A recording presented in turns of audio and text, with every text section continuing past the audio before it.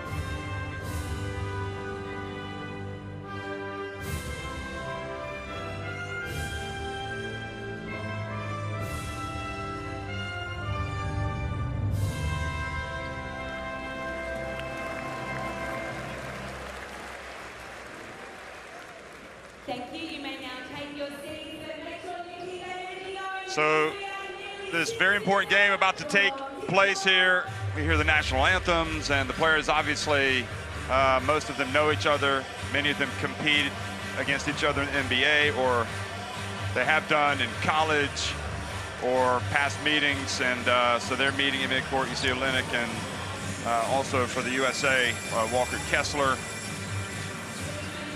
Olynyk going to be playing against his former college coach, in fact, Mark Few, who's an assistant, his former Gonzaga coach. Antonio Conde, Julio Anaya, and Takaki Kato from Spain, Panama, and Japan are the referees for today. The crew chief is Antonio Conde. And we don't see Anthony Edwards out there. We think the USA are going to be short-handed without Brandon Ingram, but we'll focus on Canada first. Edwards is out pregame, warm-up, pregame shoot. Maybe he just went back to the locker room for last-minute preparation. Okay, so for Canada, the starting five is going to be Lou Dort, Shai Gilgeous-Alexander, Dwight Powell, R.J. Barrett, and Dylan Brooks. With Alexander Walker, who's been terrific. Ejim, Alexander Olynyk, Zach Edey, Phil Scrubb, Trey Bell-Haynes, all coming off the bench. Shai Gilgeous-Alexander had an outstanding tournament. Maybe wasn't quite as effective in the last game as we'd been accustomed to seeing. Well, he's been outstanding individually. He's been a great leader for this Canadian team, and now he starts to face game plans from outstanding opponents. And, you know, the combination of Shai Gilgeous-Alexander and R.J. Barrett have been terrific for this Canadian offensive attack. Again, these guys have guided Canada to next level success, and they're hungry in this bronze medal game. They'll power the offensive attack. Jordi Fernandez, who hails from Spain but is coaching in the NBA and was handed this team earlier this summer, has done a great job. And so we understood there were going to be 9 players, but we don't see Anthony Edwards for the USA. But anyway, we'll see who's in the starting 5.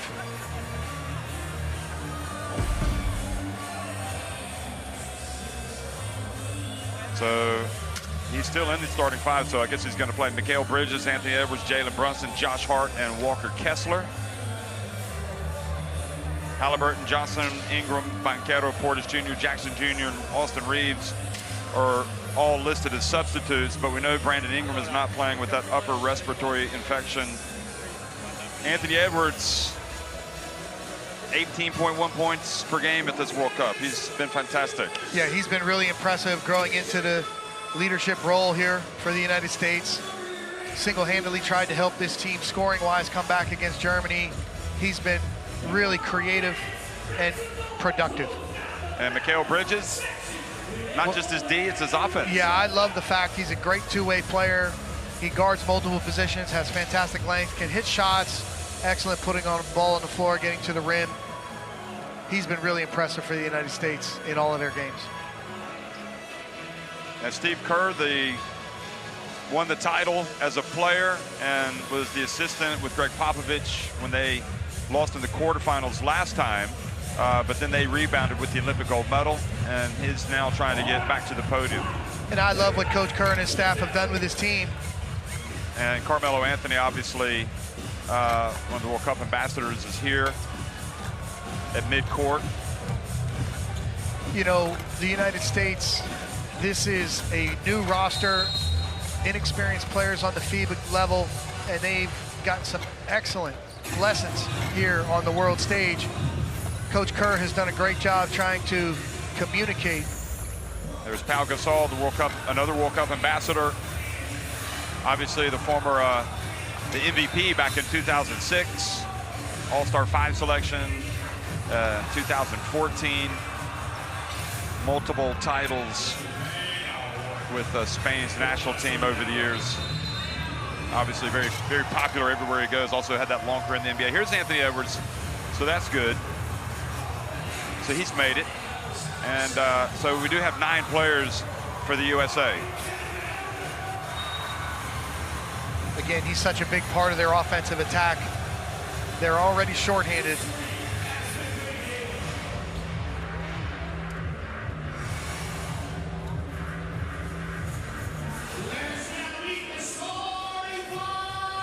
So the USA won this title after finishing 3rd in 2006. They won it in 2010 with Kevin Durant leading the way, the MVP. There's Jip showing us how much time is left.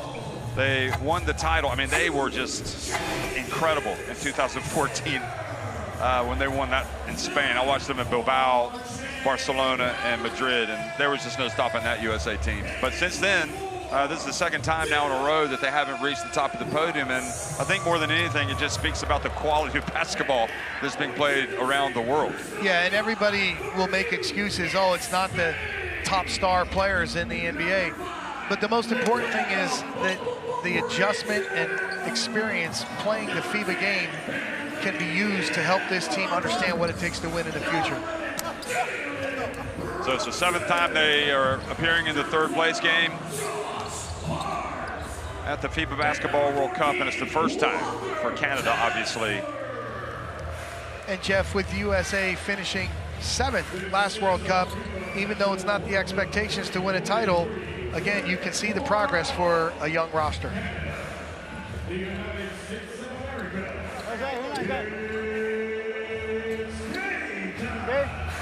Okay.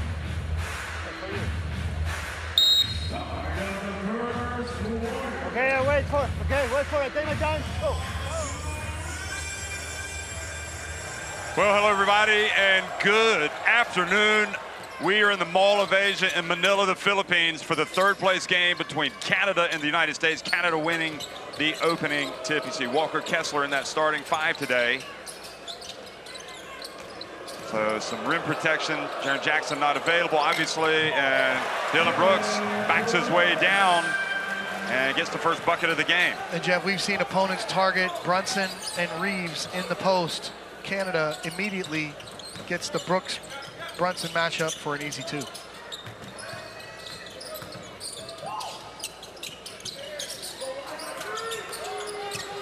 Edwards goes baseline, and Kessler comes down with it, and he's fouled.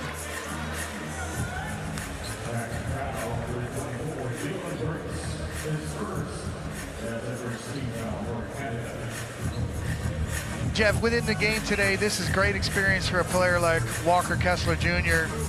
You know, the 3rd center on the roster, ordinarily not going to have too many minutes. Now he's into the starting lineup, and the good thing for him is he's in a style of play or in an opposing style of play that he's going to be comfortable with playing against Canada.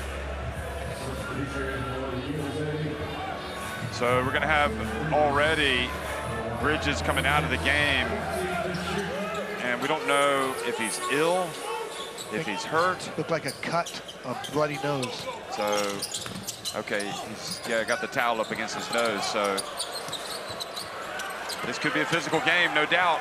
Canada, a lot of incentive for this team today, without doubt. First time trying to get to the podium, and Brooks comes out and strokes the 3-pointer. You're going to see both teams in transition, run to the rim, fill the corners, and point guards try to pressure the rim. Great job there by Shea, finding teammate Brooks for the corner 3, paint touch 3. Now, a blocking foul has been called.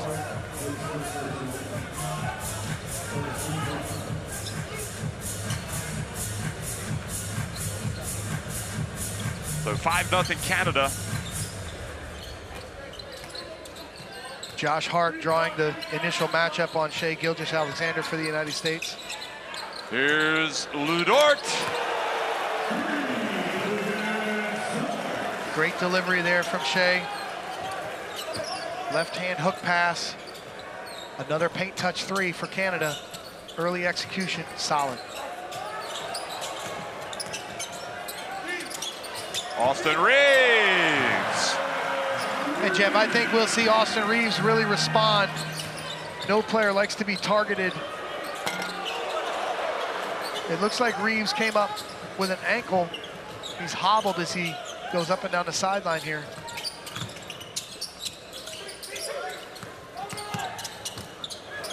And Kessler throws it down. Coach Kerr checking with Reeves, giving him the thumbs up. Reeves toughing it out right now, early going.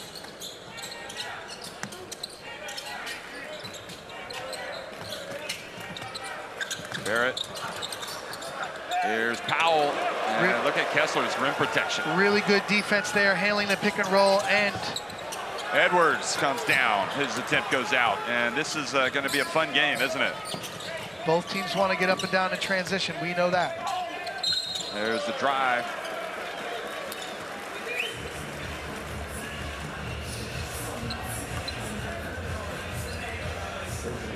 Well, that's Kessler. That's what he brings to the table. That's what he's famous for, obviously, in his really just right at the start of his career. And Jeff, there's Bridges getting his treatment as well, so must have taken quite a knock. So in the early going here, you're down 3 key players to begin with. One of your best two-way players gets a bloody nose, and then one of your scoring guards tweaks an ankle. A little early game adversity for the United States. So at least he's able to come back into the game.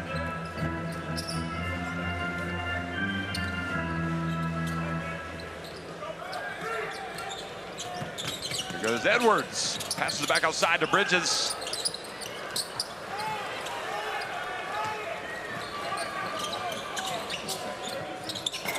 Oh, the pass clanged off the rim. Look at Hart run the floor. Beautiful finish. That was outstanding. Ball ahead in transition. He led Hart right to the rim, and Hart with a nice finish there.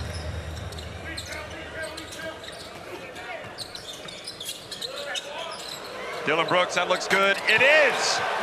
He has really responded the last 2 games, hasn't he? Yeah, and there's a great contest there from Kessler, but if you're going to guard the pick and roll 2-on-2, we don't need to pull in as much. And Barrett hits Brunson in the back. You see Hart pulls in too deep, can't recover to contest.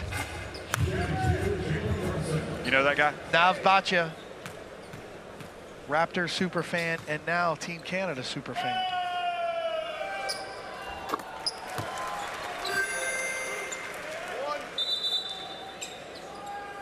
So Hart's getting some treatment as well. USA getting bloodied up here in the early going against Canada. Austin Reeves is going to come in. Let's see, one. So it's going to be Edwards, Kessler, Brunson, Bridges, and Reeves. Remember, no Ingram, no Banchero, and no Jackson.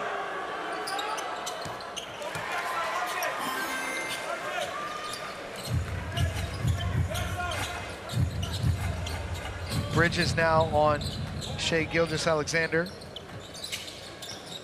Shai Gilgeous-Alexander, and he didn't get the block, but he affected the shot, Kessler. Dort, nice bounce pass. And Jeff, what do we say? Saving the ball under our hoop. We want to throw it to the corner, not under the basket. Turnover. Easy Powell too. knocks it out of Brunson's hands. Now quickly up to Dort.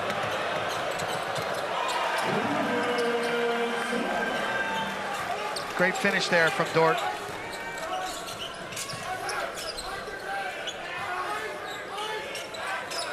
Austin Reeves, that's good. And you could hear the Canada defenders yelling, ice, ice, ice, trying to keep the ball on the side. If the big's going to stay low, Reeves can step right into a shot. He did it perfectly right there. Gilgeous-Alexander, and despite Kessler being there, Gilgeous-Alexander able to extend his left arm and bank it in. He went right into the shot blocker. Here goes Shai again. Dort.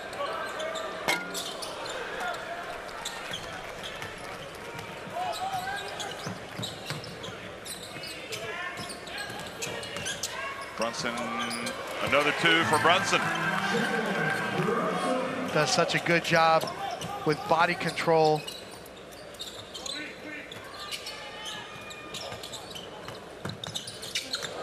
Shea fell down, but was able to pass it over to R.J. Barrett.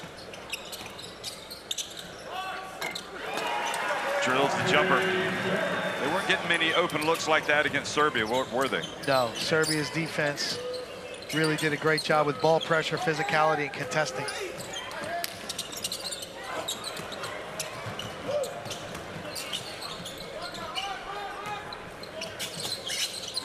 Here's Dort, decides to drive, passes back outside.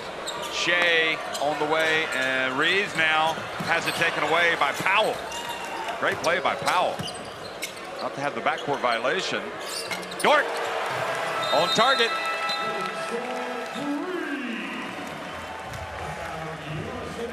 Well, USA have seen enough. They're going to call timeout. And Mike, you know, it was really interesting, you know, to hear the various descriptions of the USA performance the other night against Germany. A lot of people taking issue with their defense. That's a great play by Powell. But you know, Jeff, in 300 team or USA games with NBA players, the most points they've ever given up is 113, and that happened against Germany. The second most was the 110-point performance where Lithuania beat them. So in the last two games, you can argue that they did not defend. However, I think it's more about them trying to outscore people and play at pace. If you see Walt going to get blocks, we got to veer to his. Got to veer to his, because they're not going to finish over Walt. Only Shea. Everybody else looking to kick out of that. All right, here we go. Tyrese, Austin, Mikhail, and Bobby. All right? They got to feel us down there. We're going to blitz Shea the next time, Bobby, just with you, with the 5-man. Okay? Let Powell come to you. You ain't got to go up high. Yep. Let him come to you. Okay? Go. Angle pop. Angle pop.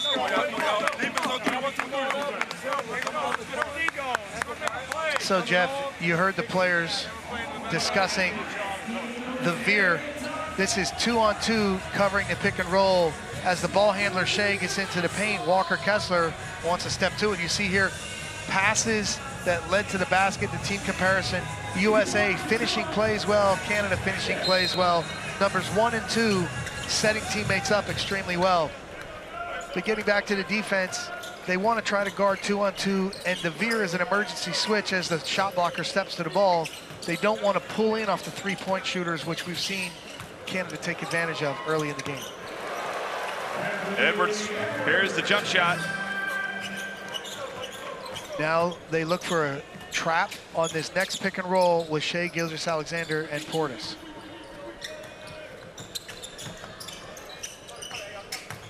Here goes RJ. Great finish from Barrett again, getting a bucket.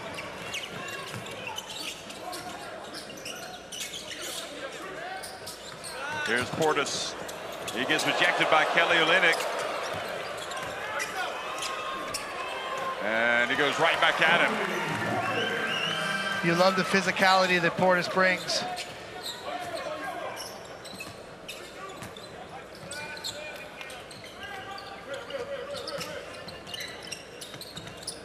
Alexander Walker a little deep. R.J. Barrett, and continues to shoot it well, R.J. So again, Portis sits in a drop the last two plays. Bounce pass. Oh boy, the back door, and then he's fouled by Dort.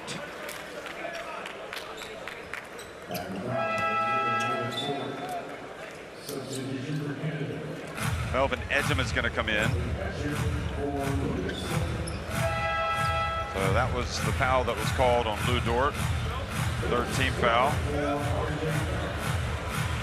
It's incredible if you think about it, Mike. I mean, it's the build-up to this tournament. You think you go back through all the qualifiers all over the world, you know, those various windows, various roster changes and shakeups and all those tough decisions that coaches have to make. And, you know, none of the USA players appeared in the qualifiers, did they? No, the NBA seasons are going on, so you know they kind of piece together a roster in a short time. And again, as we said, this is a big disadvantage compared to the European teams that are together, developing their core and knowing how to play together. Although there are windows where they could play. in the summer. Now Olenek spins, gets inside, banks it in. And Jeff, again, it's been a constant theme when the USA switches, teams are targeting a matchup advantage with Reeves in the post. And if you're going to take a foul, don't take it like this. 2 hands, soft, easy finish for Olenek. You've got to have more physicality. If that's the case, let him score and go attack down the other end. But, you know, you look at Reeves, he's a great player. He's outstanding talent. He's been targeted by a lot of these international teams. And again, you expect him to come out and really respond on the offensive end today.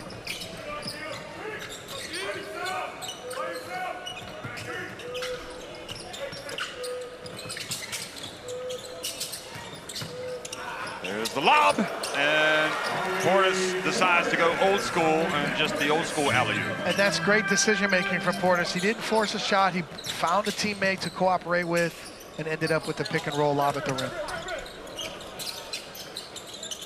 There was an example of the switch we talked about.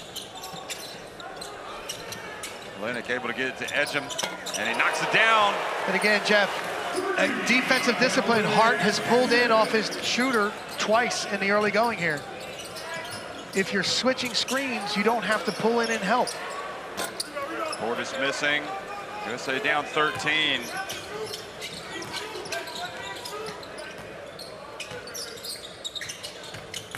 Alexander Walker, and an offensive foul has been called.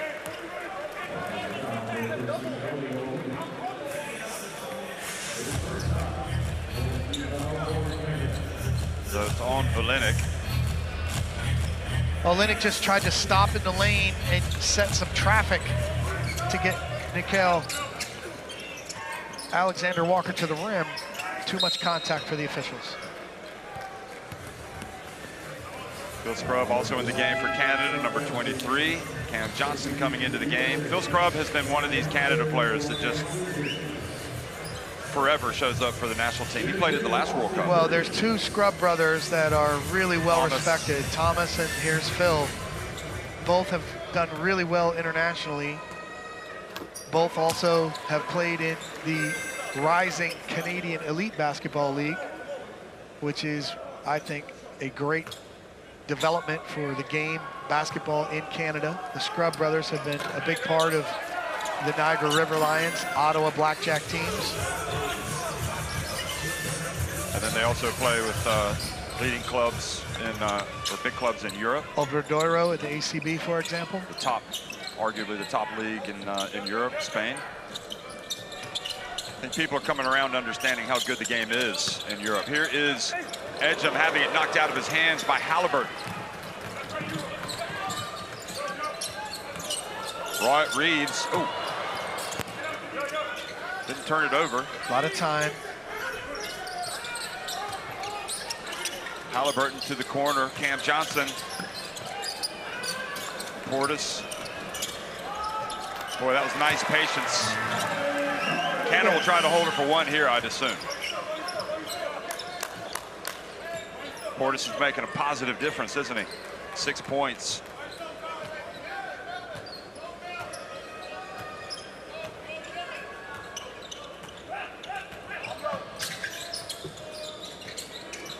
Alexander Walker, and that's how it finishes. So Canada with a 9-point advantage, 34 points. Perhaps more questions being asked about the USA defense. I don't know.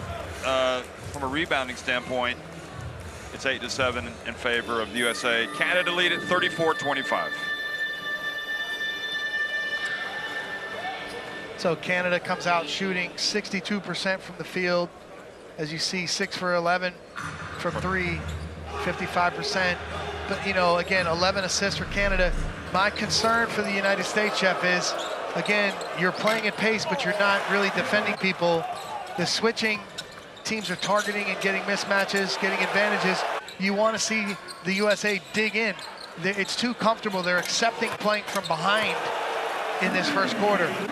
You'd love to see them come out and really put a couple defensive stops together so that they can create some transition opportunities for themselves. Well, these are the highlights early on. Kessler was in the game. Yeah, one comment that I read as like a main part of the, you know, the reflection on that story of the loss to Germany was that USA just didn't bring enough big guys. Well, Because they have been getting out rebounded, but we've talked about this, and rebounding isn't just size, it's about technique and boxing out. Here's Jip. Scan in that barcode, folks, and you will get what you need. At courtside 1891, and everything to follow this FIBA Basketball World Cup, you'll find it there.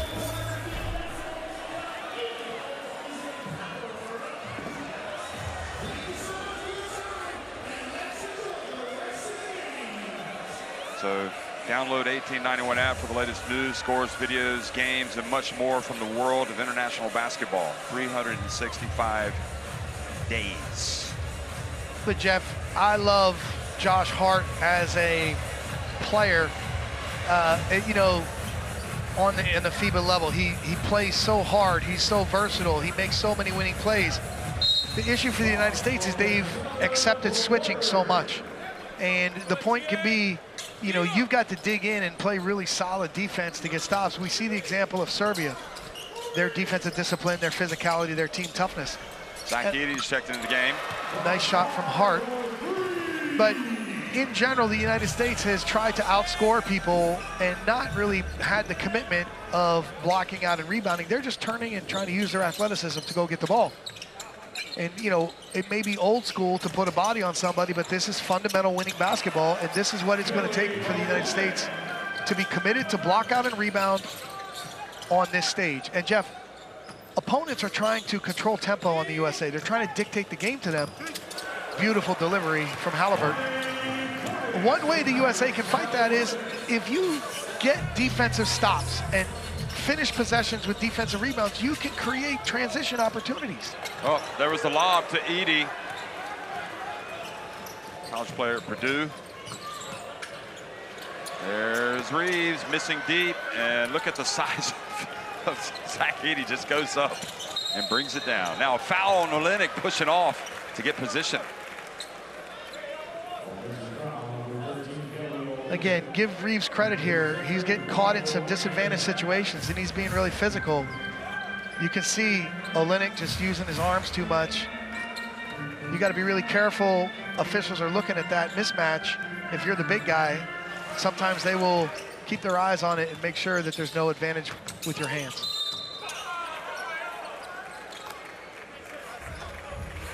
Well, they called a foul here as Reeves penetrated on Zach Edey. Push. And if you are Austin Reeves and you know teams are targeting you, you got to try to win that matchup by being so good offensively that you win that battle. So it's great to see him responding aggressively, trying to make some plays down at this end. Olynyk goes out. Dillon Brooks on the floor. Here's Reeves. And the foul called as well on Shai Gilgeous-Alexander. You're welcome. Manila has been wonderful, Jeff.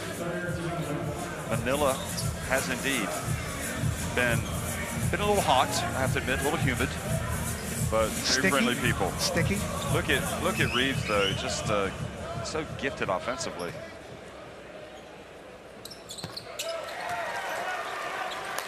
And this is the point. Even the best players in the world have strengths and limitations, but they know how to play to their strengths and emphasize them on the floor.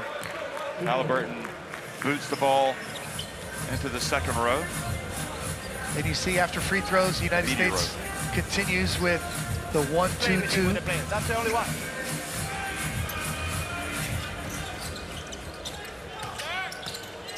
That ball was caught by Dayon. Works for FIBA. Thought he was going to head it back onto the court. Here goes Hart sailing through the air. And that was a great acceleration to the rim. Hart pressures the rim and finishes, but down this end, Dillon Brooks has to create a better shot for his team. USA have definitely figured some things out here.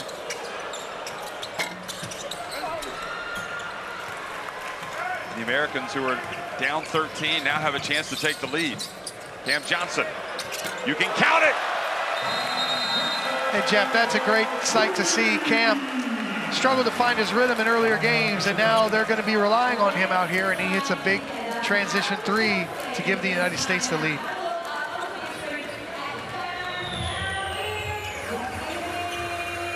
Here again, Cam Johnson.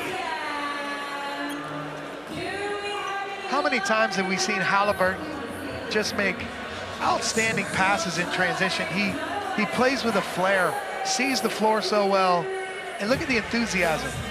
I love what I've seen out of Halliburton here.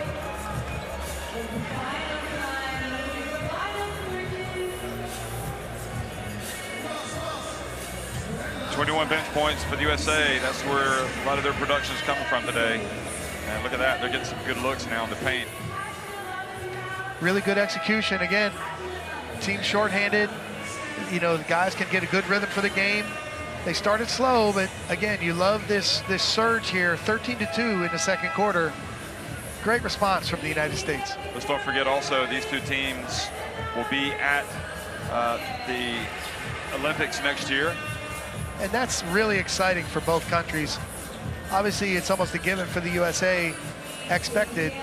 But Canada, it's a great accomplishment for Canada basketball. I mean, if you can go to the FIBA Basketball World Cup and come out of it with an Olympic berth, that's already a major achievement. Yeah, and again, people are just looking at the game here. But Jeff, those type of achievements are really big for basketball in different countries. And both of these teams have done it, so that's fantastic.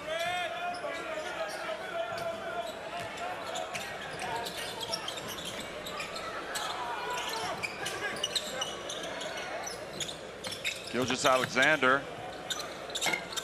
There is Powell. That's it, corral it. And what I love about the United States right now is the team rebounding.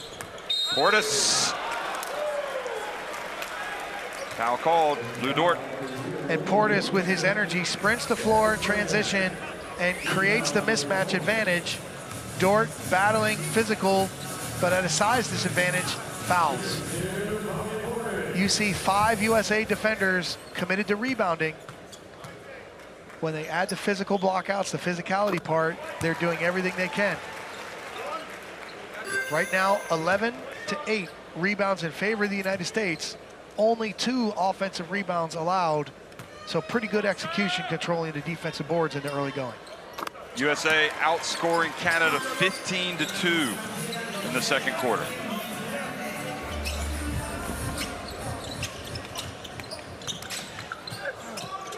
And Dort just missed what looked like a pretty makeable shot there. Hart explodes the other end, and Dylan Brooks does a great job, reaches in, it goes off of Hart.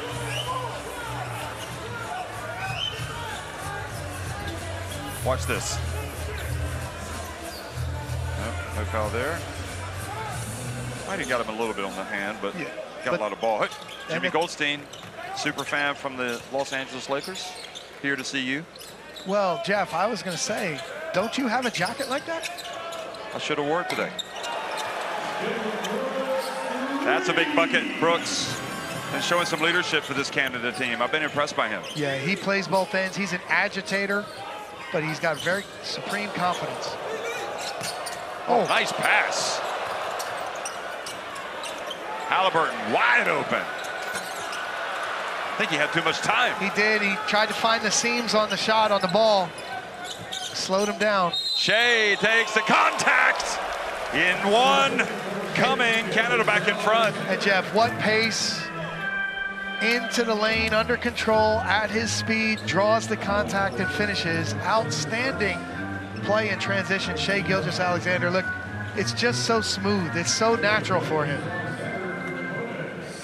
Do you think Jimmy Goldstein, the super fan from the Lakers, hangs out with the super fan from Toronto after the games? Wouldn't that be awesome if they met somewhere in Manila and just discussed super fandom things? Well, speaking of leading figures here from federations, Canada's president is there.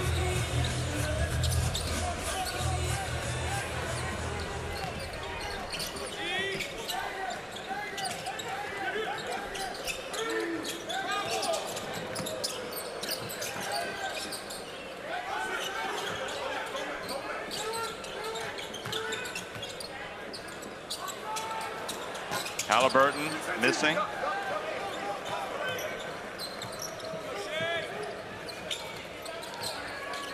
That was Michael Bartlett, president and CEO of Canada Basketball.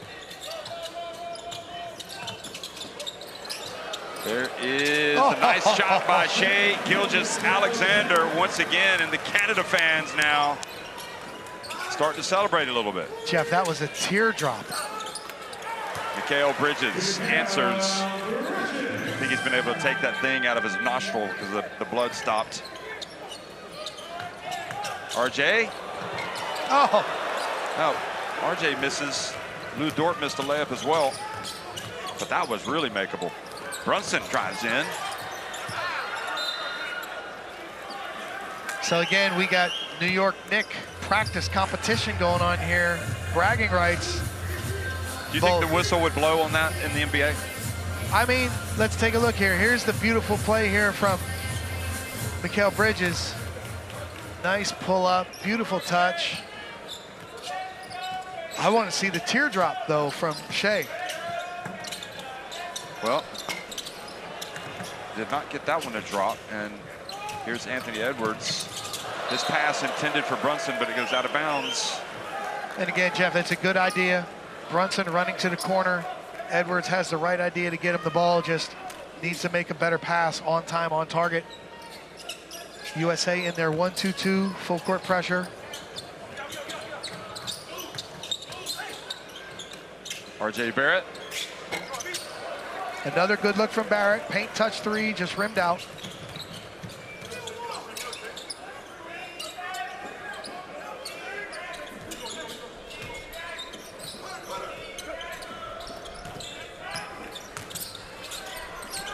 Bridges again. You know, consistent. Canada sits in their zone. USA sits in their zone, and players just play. Great baseline cut from Bridges. Easy two.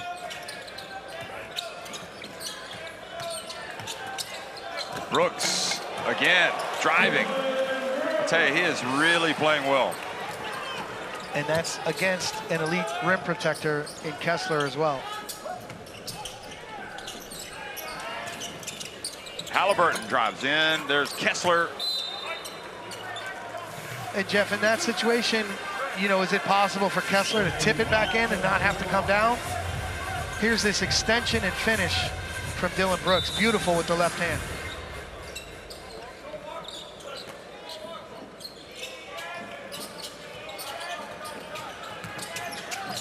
Edwards with a short jumper. Attacking, Powell in the drop, inside out dribble to freeze him, and then just elevates to extension, easy two.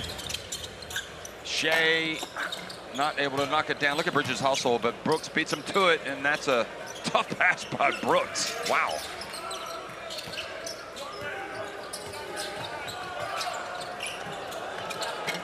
This time Brooks doesn't get it to drop.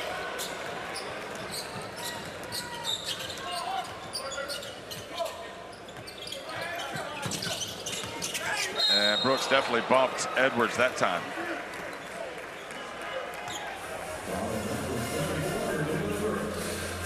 Remember watching, oh, there's Carmelo Anthony sizing up the players. He's going to hear the applause. FIBA Basketball World Cup 2023 ambassador. Jeff, that was the United States' first free throw miss. They were 9 for 9, doing a very good job getting to the free throw line. They've also stabilized their defending the three-point line in the half court, not pulling in as much, having better defensive discipline in tune with their pick and roll coverages.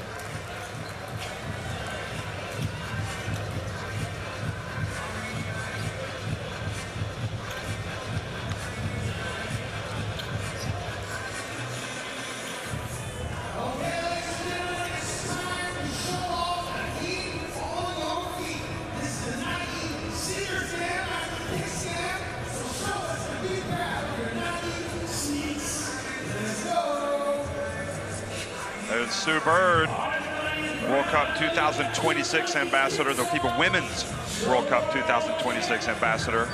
She was, I obviously needs no introduction in terms of what she accomplished on the court for so many years for the USA. I mean, she might just be, she and Taurasi for me were just like the epitome of just outstanding players. She was honored here in the last game. A nice award, Just, beautiful painting.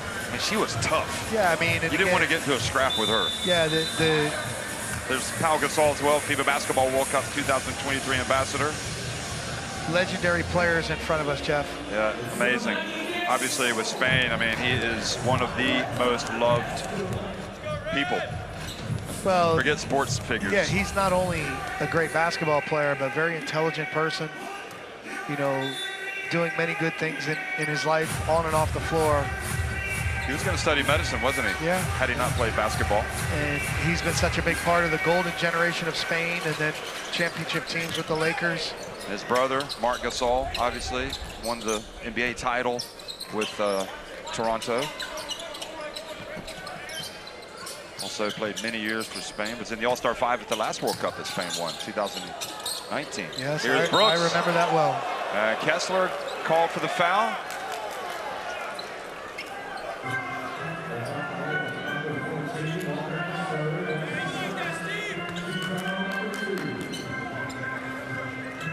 It's funny, Bridges, look at this. Well, Jeff, the He got him on the arm. The block happened first, and then the contact happened after the release. So, you know, if you're the officials, you can definitely argue there's contact on the shooting arm, but the block took place first, and Kessler went straight up. So, tough call for the United States. And of course, Luis Scola, the FIBA Basketball World Cup 2023 ambassador. And just an incredible person as well. I mean, it was difficult to get him out of the Argentina shirt, that's for sure. He played forever. Look at that. Good job, Jalen Brunson. But Jeff, you know what you love about Scola, Gasol, Melo, Sue Bird? Like, they're here. Yeah. They love the game. They want to be at the game. They want to see these teams play, representing the game after fantastic careers. Definitely one of the great moments for Scola was when he played his last second for Argentina at the Tokyo Olympics, and Sergio Hernandez pulled him out of the game. And I mean, Australia's bench stood up, walked onto the court. All of the Australians applauded. A salute Just to a an legend. incredible moment. Yeah. Won the Olympic gold medal in 2004. Here goes Tyrese Halliburton. And how about that? That would have been good. Great follow by Walker Kessler. Enough about the past. Let's talk about the present. And Walker Kessler, some hops. Look at that, going up, and he fouls. Shea helps him up. Again, Shea Gilgeous-Alexander is so crafty, changing speeds, and then uses his length.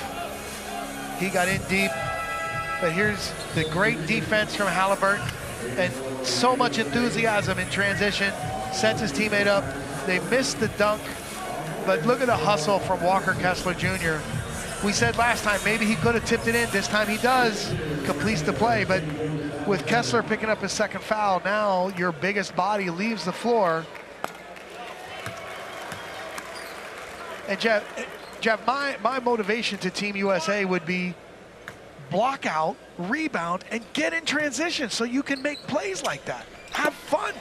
The excitement, the enthusiasm. Work hard on D and create those opportunities for yourself. Yeah, that would definitely be a good message. I think it would be received. Here goes Anthony Edwards. Oh. Again, you see so many players decelerate with strong footwork at the rim and then have that touch. Great play, Anthony Edwards. Look at Shea Gilgeous-Alexander. Goodness me. And you see, he just turns the corner. Portis has to contain, cannot get beat and allow it to turn the corner. Now that's easier said than done. Edwards off the glass. Nope. Alexander Walker bats it out to RJ. Here he goes. Oh. And just tried to do too much there. Well, Brunson knows his moves from the Knicks. He knew it was coming. Reeves, no success trying to get the line. Now here goes Shea. to the corner, R.J. Barrett, and his Knicks teammate Brunson running at him. So it's going to be Shea's turn. 10 on the shot clock. Dillon Brooks, you can count it. And you could see Shai Gilgeous-Alexander turned to post up Reeves. Brunson ran to double at him. Portis alertly rotated, but it was buckets for Dillon Brooks. Tough drive, Brunson, but he doesn't score. Canada up 1, trying to go to halftime with the lead, and Austin Reeves called for the foul. He's saying that Shai Gilgeous-Alexander tried to hook him. Well, this is what some of these crafty playmakers do. But again, you're not upset if the United States, it allows you to set the defense here. Let's see if Canada tries to execute a 2-for-1 situation here from the sideline. 48 seconds in the half. Brooks again. Wow. And that's it. Now the USA can 2-for-1 back at him.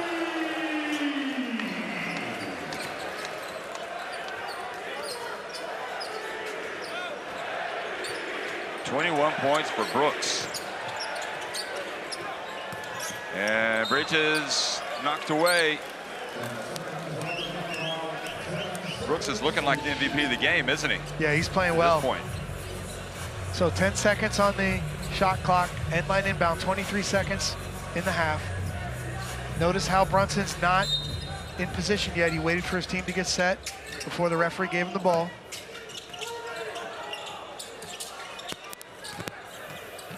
Brunson gets deep and gets it to go. So Canada, again, will try to have the last shot.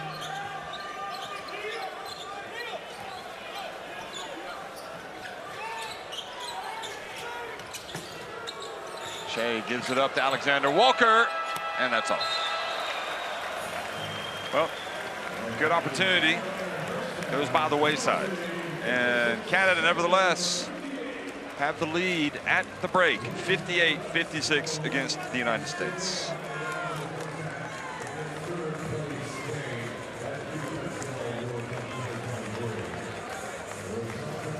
Mike, any numbers that stand out to you? Yeah, both teams shooting well offensively. 9 threes for Canada helped them to a good start, 50%, only 3 of 9 for the USA, but good job making free throws from the United States. Rebounding numbers are key, 19 to 16, and the USA have only allowed 4 offensive boards. That's excellent. 14 assists for Canada, very positive. 28 to 20 points in the paint for the USA. Bench points, 23 to 8, so the USA getting good contributions from everyone on their roster. As you said, Brooks has played really well in this first half with 21. Shai Gilgeous-Alexander, 11 and 5. Bobby Portis Jr. and Austin Reeves with 10 apiece for the USA. So look at the key players. Shai with 11 points, 1 rebound. Of course, Dillon Brooks is leading the team in scoring. 9 points for Anthony Edwards, 3 of 7 inside the arc, 2 rebounds. How much are they missing Brandon Ingram and also Jackson? Well, one of the strengths of the United States coming into the World Cup was their depth. Yeah. They missed Banchero because he's been a key to their switching 1 through 5 lineup as a small 5. You know, Ingram, they miss his individual scoring.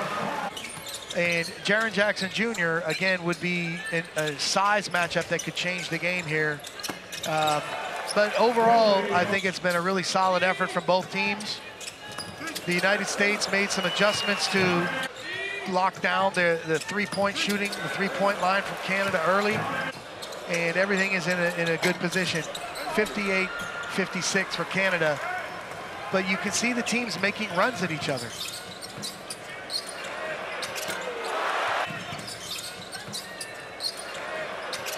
Yeah, this one's far from decided. I mean, it's, again, Mike, I can't emphasize enough.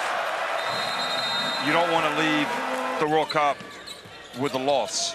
No, you want to finish with a positive, finish on a high. Both of these teams have accomplished so much. Again, the mentality for the USA, they are doing well. The expectations are always so high. It's like you have to win the championship. It just doesn't always happen like that. I think there's so many valuable lessons for the United States to grow from and to understand what it takes to win with these next generation players.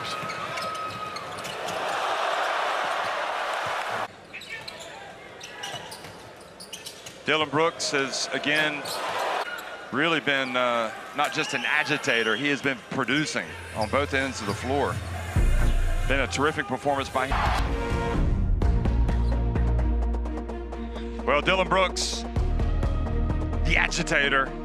I guess he is agitating the USA right now, isn't he? 21 points, not just on defense.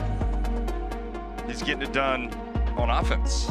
The 5 for 5 threes is a difference. He's got supreme self-confidence, and he's demonstrating it right now. Sometimes he's, you know, talked his way into some situations, proclaiming himself the LeBron stopper, proclaiming himself the best defender in the world. That's pretty confident, isn't it? Yeah, you know, but again, don't let that stuff detract from, you know, his quality play and what he does.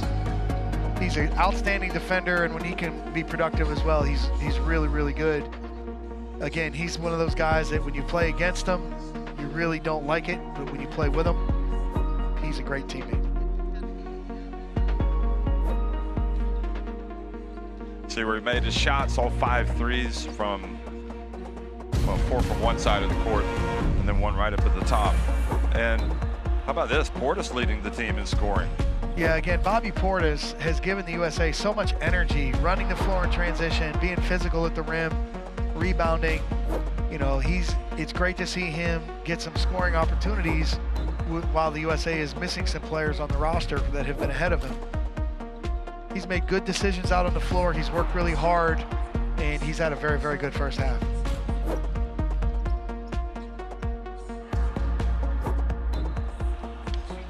He was kind of like left on the bench until the second half for games, wasn't he, early on? Well, he was a backup big, and he could play the 4 and the 5. His role on the team was supporting, and he did a very good job supporting, and now he's getting more opportunity here.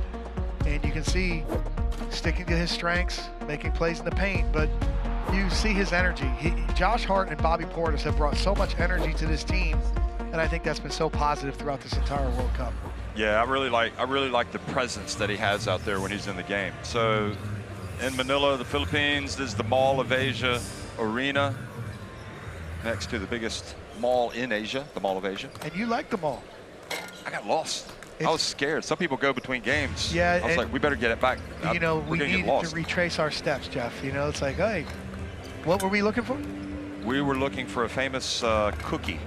Moe's Cookies, and then people felt so bad that we couldn't find it. They started bringing them to us. And yes. Thank you for FIBA and the wonderful people here. But, I mean, 9 of 18 from deep. Well, if they keep shooting it well. Well, you're so worried about the pick and roll with Shai Gilgeous-Alexander that they were pulling in from their help side team defensive positions, and they pulled in too deep and couldn't recover to contest. And in the second quarter, they did a better job with their position discipline. Again, if you guard the pick and roll with veer backs and emergency switches in certain ways, when it's 2-on-2, you can maintain coverage of your three-point line. So again, I guess we know pretty much which Canada, you know, the majority of the Canadian players that'll be at the Olympics, and that'll be a big question for the USA, which ones are also included in the Olympic squad, if any. You just don't know. But this is the big challenge for USA basketball. You know, a national team, a federation from a different country, let's say my experience in Poland, we would have a player pool, and through the years we had one NBA player, Marcin Gortat. Now they have Jeremy Sohan. But you know your players are there. They're EuroLeague players. They're, you know, Basketball Champions League players. They're ACB. They're playing in different countries. But they're always available for your windows. They're always available for your campaign. And when you build that core over years, you become a really tough team that can compete on these high levels. And I think this is one of the advantages Europe has at these World Cup and Olympics. This is why some of these national teams are so good. Now the problem for the United States is, or the challenge, the NBA season is, you know, in full swing.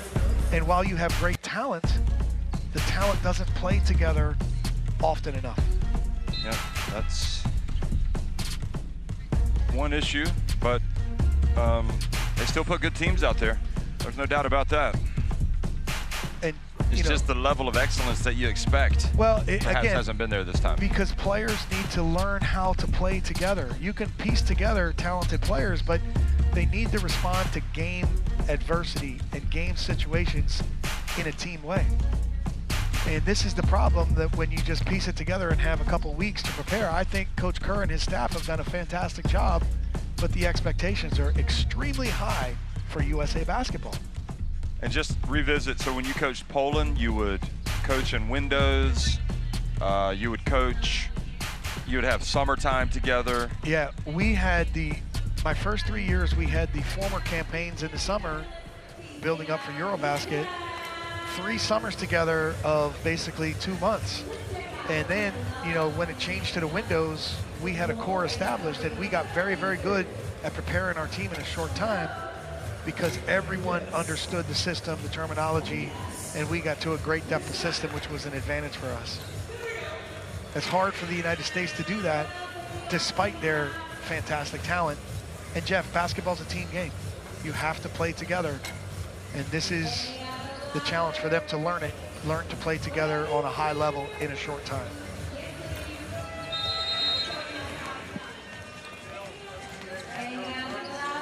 Josh on Barrett, Walker on top. We're gonna blitz Shea one time, and then we'll go red to hit after that. But we're only hitting Shea, right? We're not hitting anybody else. Elbow dribble, and you handle. Walk, go get Jalen. DHO with Mikhail, walk, you follow, you got it. Right, here we go, fellas. Good start. So 1, 2, 3. And Jeff, it's so great to go into those timeouts.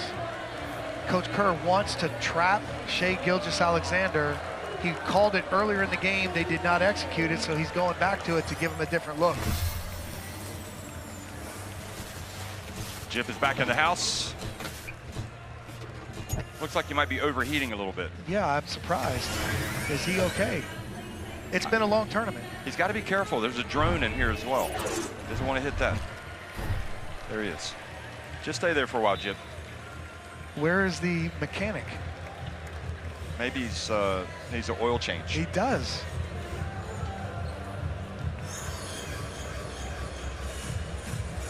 The 32-team tournament has culminated with this, and pretty incredible when you think an All-American third-place game. And it's going to be hot here in the final 20 minutes, I suspect. Is Shea Gilgeous-Alexander trappable? That's the question. That is a great question, Jeff. Second half action is underway. Canada on top 58-56 against the USA, and they've got possession.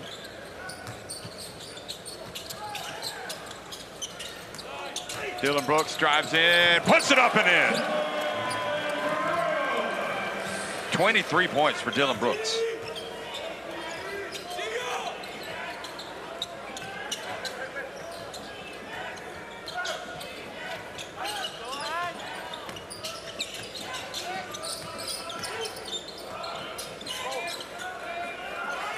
Shot clock winding down. Bridges, his pass stolen by Brooks. Great bounce pass to Shea. Great start for Canada. 2 easy layups. Dylan Brooks involved with both plays. I mean, he is just doing it all. Yeah, he's responded to this challenge today. Not an easy game to get motivated for. He's really been ready to play here in this third place game. I think from the USA standpoint, maybe. I'm pretty sure Canada were fired up for this. Oh, look at this.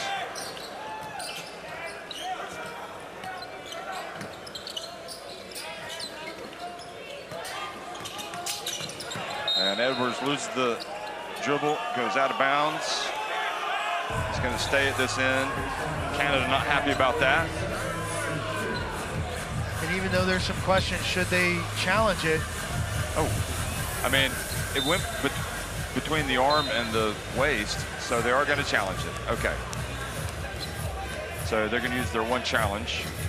You know, 95% of the head coaching challenges, I understand, having spoken to the referees, are regarding out-of-bounds calls.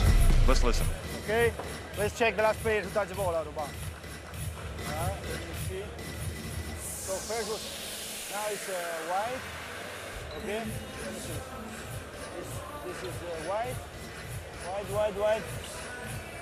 And now there is wide.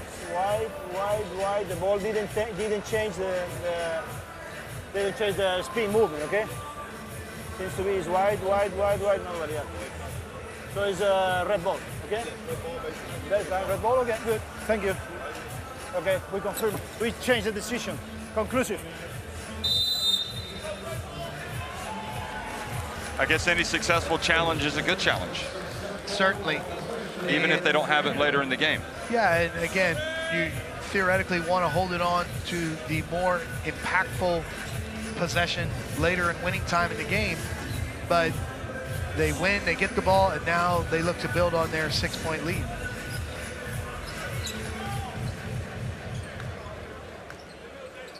Mike, the Toronto superfan just walked past us. What do you have to do to be a superfan? I'm a pretty big fan of some things. Here is Lou Dort. Wow, great rebound. Jeff, you are an Atlanta Braves superfan. Oh, look at that, Kessler! Great job running to the rim in transition, and beautiful ball ahead pass from Brunson. So is Anthony Edwards. He is an Atlanta Braves superfan as well. You loved it when he wore his hat I did. into the press conference.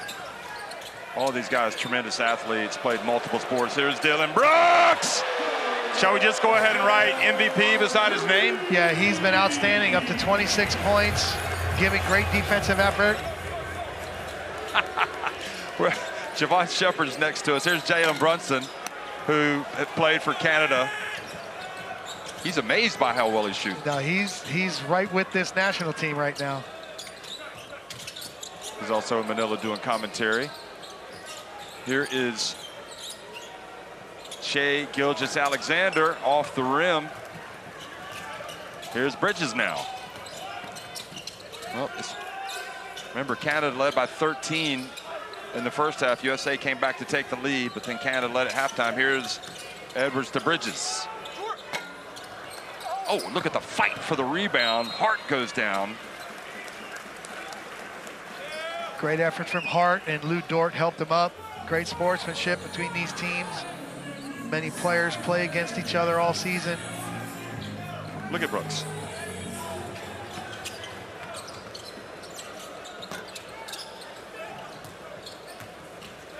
Bridges takes it the other way.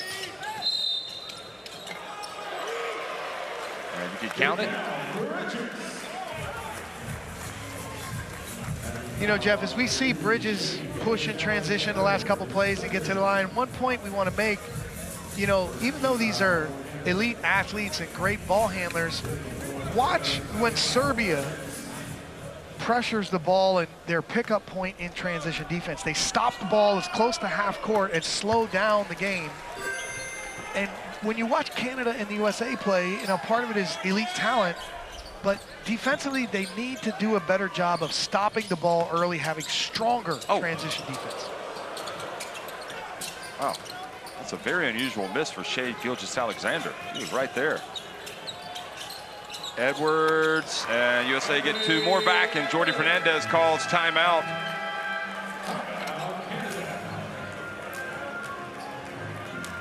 Well, let's make a decision together. What shall we do to have a little bit of extra fun during this time? Coach Spo over there applauding the troops as they come over to get some instruction. Edwards.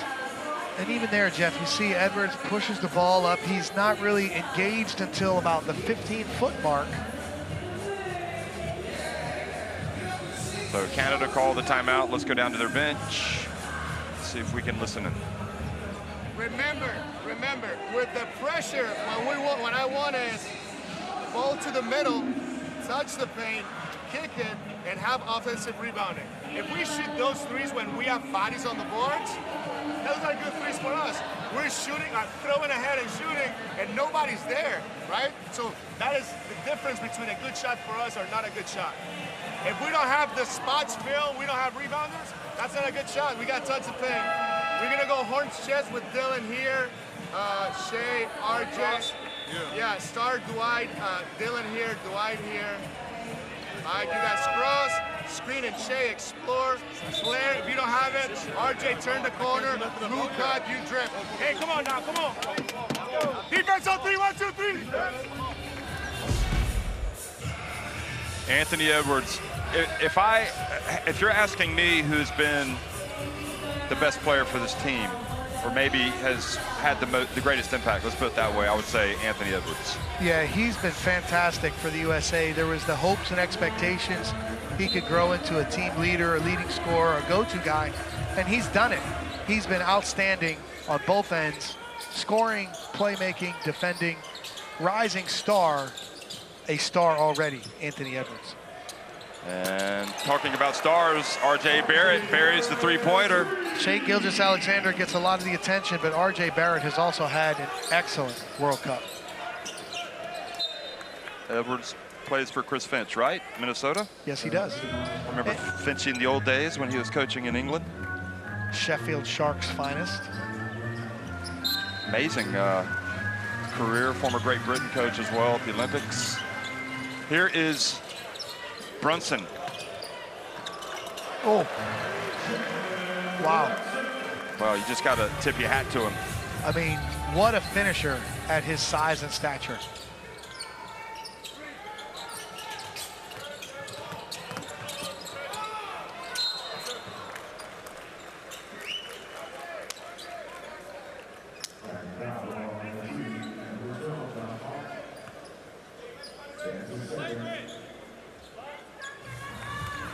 Such a great player, isn't he? I mean, it feels like the Knicks got really lucky to get him. Man. I mean, he's awesome. You love his ability to finish, post up, decision making. High character guy. Yeah. There is Brooks, hands it off to Powell. But Jeff, Brooks defending, Brooks hitting threes, Brooks making a play in the paint. Outstanding. Yeah, he's just doing it all.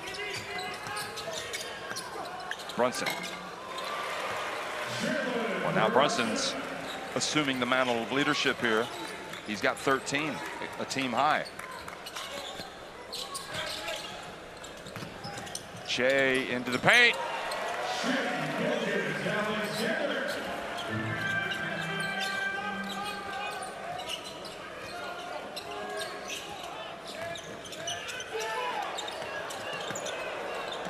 Ooh, good catch and pass. Look at that. Edwards, I mean, the skill, the talent, the athleticism of Hart. Unbelievable. You got to appreciate that. And the competitiveness, the toughness. So the last few possessions, Brunson establishes scoring in the paint. Now he gets to the rim and kicks it out. Look at Shea go. Beautiful paint touch three.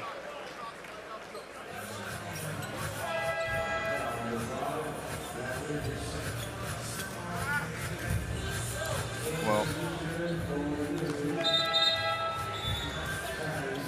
going between the legs. So that foul called on Bridges. What sign is that? I don't Break know. out the binoculars? Yeah, it's take a look at that one. But, you know, Jordy's last time out was an outstanding one. He clearly, calmly defined for his team the difference between a good shot and a bad shot. The type of three they wanted, you know, talking about get a paint touch first so that we can have certain players in rebounding position. You know, again, valuing the type of shot creation for his team. That's outstanding coaching. He's now telling all the referees to look out for the elbows from the U.S. That's also on outstanding the defensive coaching. end. There's Edwards flying in. He gets blocked by Powell. Halliburton. And his shot blocked out of bounds.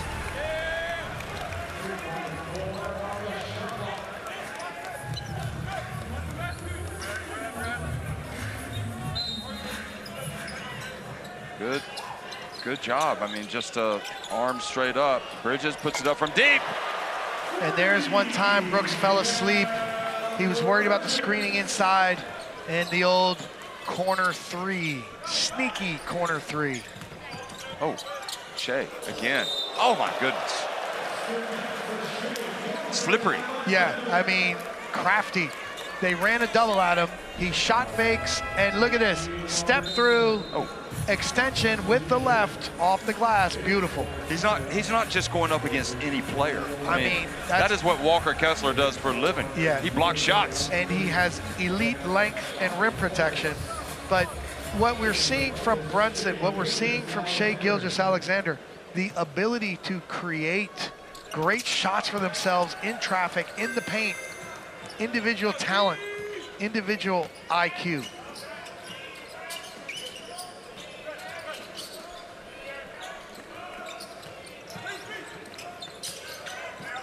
Oh, look at that, Alexander Walker. And now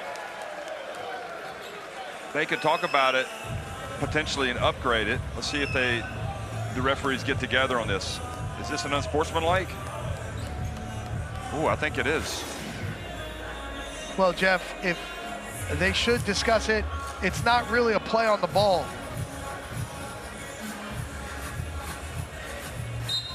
They're going to go look at it. Yeah, I'm pretty sure they're going to upgrade it. But yeah, I think this is a good decision from the officials. You know, this is unintentional from Portis. It's a loose ball scramble, but I think he gets his hands caught. Which kind of contact we have in case of the upgrade or downgrade the situation. Okay, go back, stay. Give me this camera, okay? Just a normal speed, okay? This. Yeah. So we have the, go back, let's see, any other? We have this one, okay? Here, and this is a grabbing. Yeah. So we have this grab, and then he's from touch kiss, okay? He's just open up, yeah? The contact is going, and then we have this grab, okay? Yeah, so it's like defended, yeah? It's that player, no other opponent, okay? So we go with a formal foul, 9 wide, okay? And red one is shooting 2, yeah? Good.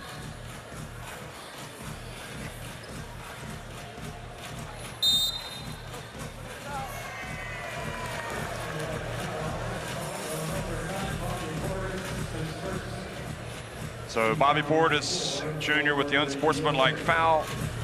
It's great to be able to listen to the referees, just kind of look at the videos. We're looking at them and we're listening to them. Yeah, and they're doing an excellent job there, communicating, cooperating, and then getting it right.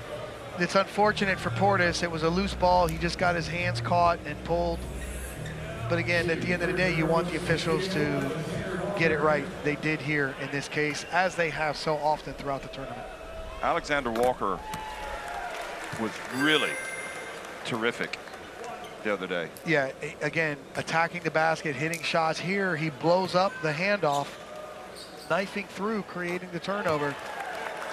Again, he is a key role player for this Canada team that has done very, very well. Jeff, one thing about the United States here, they're too comfortable exchanging baskets.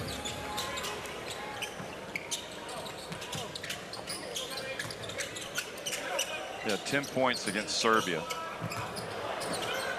Well, here's Dylan Brooks. Oh, finally misses from three-point range. And a great block out from Bobby Portis. I'd love to see that, Bobby. Edwards. And they call the blocking foul on Olynyk.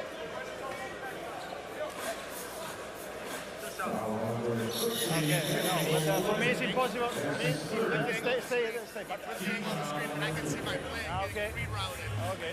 But from my point, I cannot help you this because I don't know if it is illegal or not.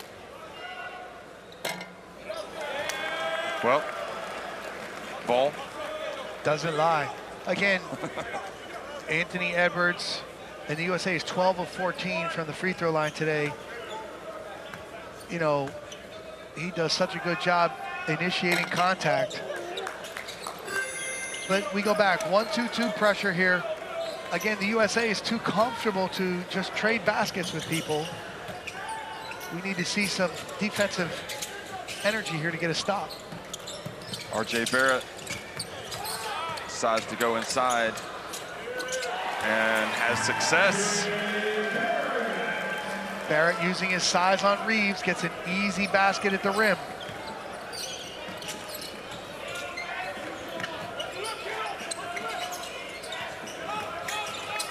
Edwards, mid-range, nice one.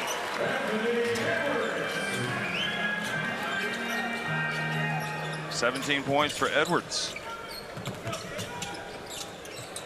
Alexander Walker takes the pass from his cousin, now gets it over to Olynyk.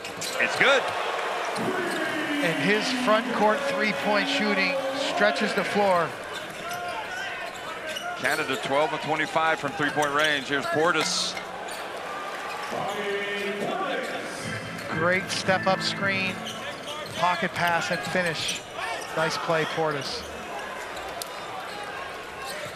RJ misses that one. Now here's Reeves. A little bit of showtime. He goes down. Traveling is the call on Austin Reeves.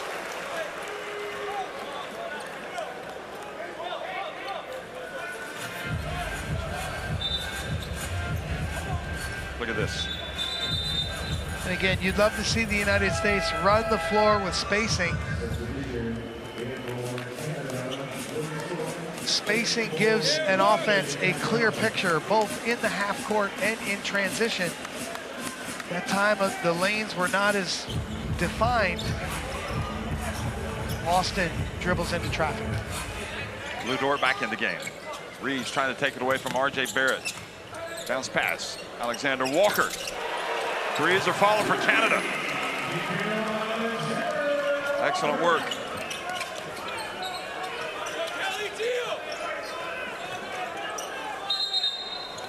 Portis pushed down low. What's your favorite basketball movie, Mike? You must have a whole slew of... Oh, there's many. I think I enjoyed Hustle recently, last year, a year before. Adam Sandler's movie, Scout for the Sixers. And again, Anthony Edwards was a key role in that. Who knew he could act like that? You know, classic Hoosiers. Buried. Another one for Edwards. Hoosiers, for me, takes the cake, I think. Look at Grant Hill, managing director of this USA national team. Here's R.J. Barrett. You know, Jeff, I also enjoyed Blue Chips back in the day. Thought maybe you'd like Jackie Moon. Here goes Johnson into the paint. Yeah, you know, Semi-Pro is classic. Some of the basketball scenes. Andre 3000 and Woody Harrelson. You know, recently, Jeff, Champions. Yeah. And you know, within the movie Champions, they actually go to play the championship in Winnipeg. Nice. And my friend and guy on my coaching staff, Mike Rainbow, still finds the confetti from the championship scene at the University of Winnipeg gym. He showed me a picture the other day. Winnipeg has so much happening, so much action. That's a big-time sports town. It is. Here's Shea. Gets it, steps back, puts it up. It's good. He definitely gets the Silky Smooth Award for this Canada team. Yeah, he plays at his own speed. You can't speed him up, and he creates really good shots. Halliburton's pass gets away. Alexander Walker gonna go all the way, and Edwards went in for the block. Canada keeps it, and Barrett gets the contact as he goes up. 52.6 seconds left in the third quarter. USA down 9. Could be double digits after this. Concerned looks on the faces of the USA coaches. Looks like pretty good D to me. Yeah, again, give Barrett credit because he attacked the rim. You're rewarded many times when you finish strong to the rim by drawing a foul. In this case, he did, even though we've seen much stronger contact on other plays throughout the game. But Jeff, down the other end, Halliburton throws a pass into traffic. You'd like to see the USA work together to get to the second side of a play and bring Edwards into it. They've done it at different times against different opponents. When your team is struggling to really create together, sometimes it helps to get to the second side of a play in actions. Final minute, the third quarter. Melvin Ejim in the game, guarding Reeves. That's a tough assignment. Ejim's a great defender. Yeah, Reeves uses his body, So creates the step back jump shot. Yeah, you can see General Martin E. Dempsey there, re-elected as chairperson of USA Basketball back in 2021, still here. Alexander Walker to Brooks. Brooks pulls up and misses that shot. A chance for the USA right at the end of the quarter. Edwards, maybe not the best shot. Brooks gets it off and hits the backboard. Edwards must have thought maybe there wasn't enough time. He took it with a few seconds. Anyway, 91-82, Canada on top of USA at the end of 3.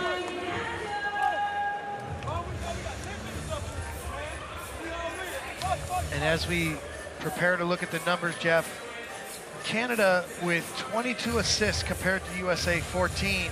And the good ball movement has led to 13 for 27 from 3, 48% compared to 5 for 14 for the USA. Just like the Germany game, we saw the opponent have the better of the action and create an advantage here. Once again, the United States will be playing from behind going into the fourth quarter. Well, tremendous plays by Dylan Brooks.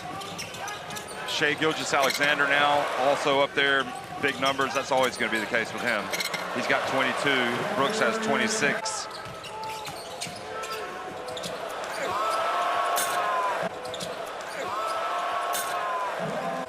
Powell gets out there and does the dirty work, doesn't he? He definitely does. And the captain, Kelly Olynyk, hitting that three-pointer. He's got 8 points.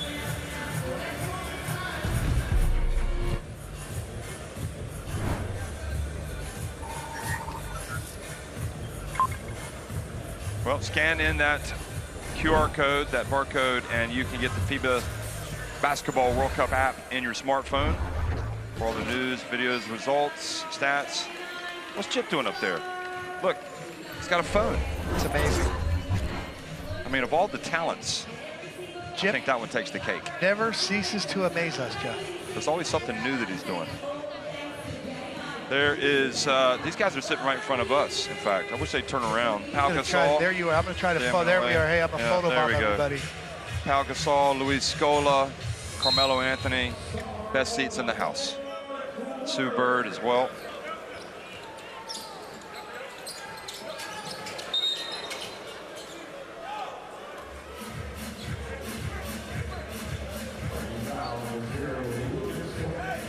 I mean, you talk about Gasol and Scola, especially the World Cup moments. Jeff, They're who incredible. wins one-on-one?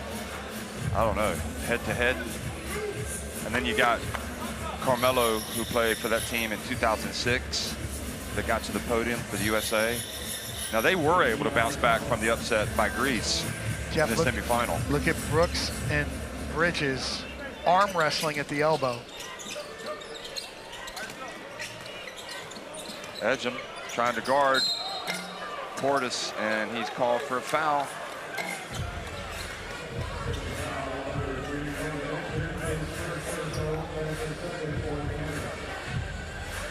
Watch this.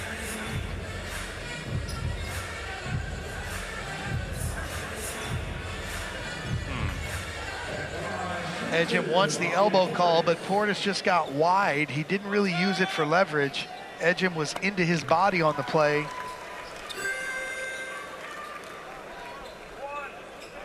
I mean, Ejim is a big guy, strong, and it just makes you appreciate how big Portis is. Yeah. He's a load, isn't Yes, he? he is.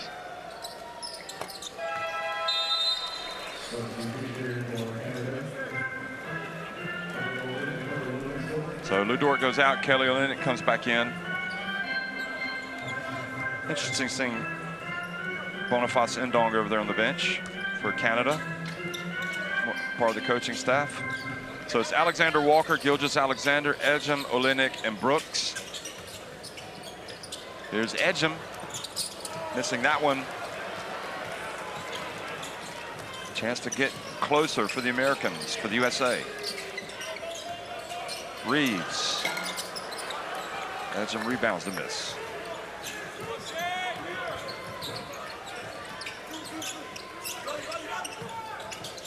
USA doubling Shai Gilgeous-Alexander, sending a second defender to him, scrambling the game, getting it out of his hands. Olynyk. Ejim scrapping, passes it back out. And Alexander Walker again, and there is Olynyk. And not to top it off, he's fouled.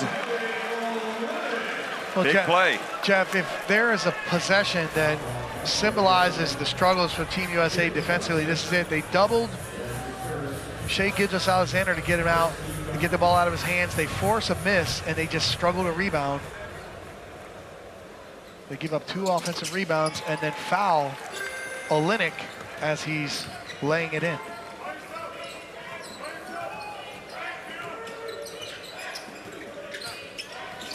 Brunson. Oh, kind of loses his footing, turns it over.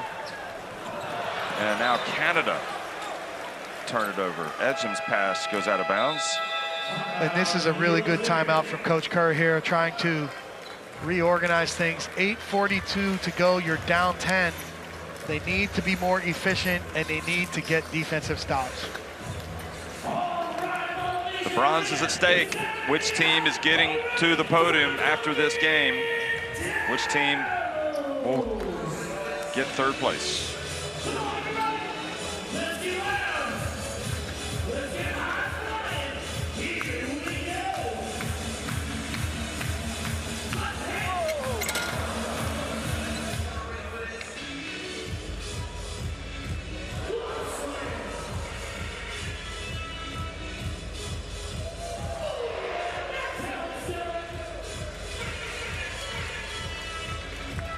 Take a look at the graphic there.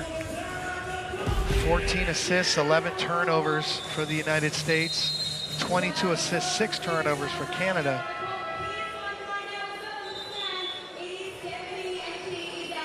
More highlights from Dillon Brooks.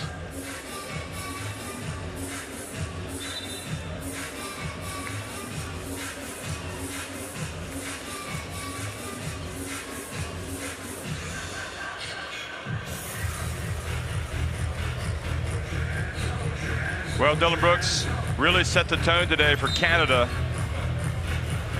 with everything, doing everything.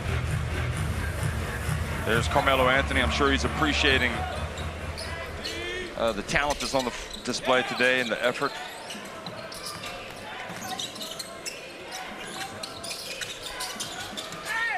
And Bridges bumped.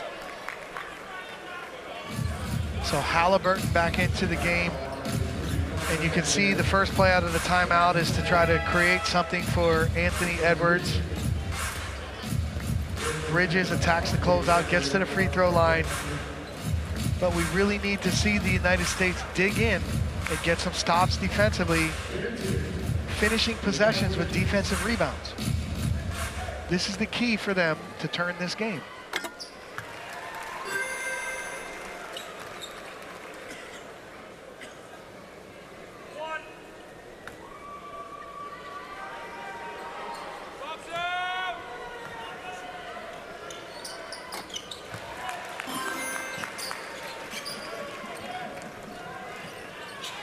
Bridges matched up with Shai Gilgeous-Alexander. There's the hustle, great work, but Bridges couldn't quite chase it down. It creates an opportunity, and Canada turned it over. Edwards again, drives, passes to Halliburton. It's good. And Big again, three. Jeff, USA in transition. The stops and rebounding are so critical for this team. Can Canada hold on here? It's going to be Brooks driving in. Mall of Asia Arena erupting. Here's Reeves. He's going to take it all the way.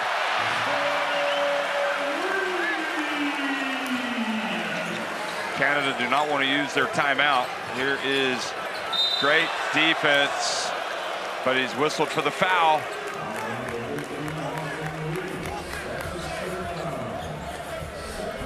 Reeves not happy about this call. Look.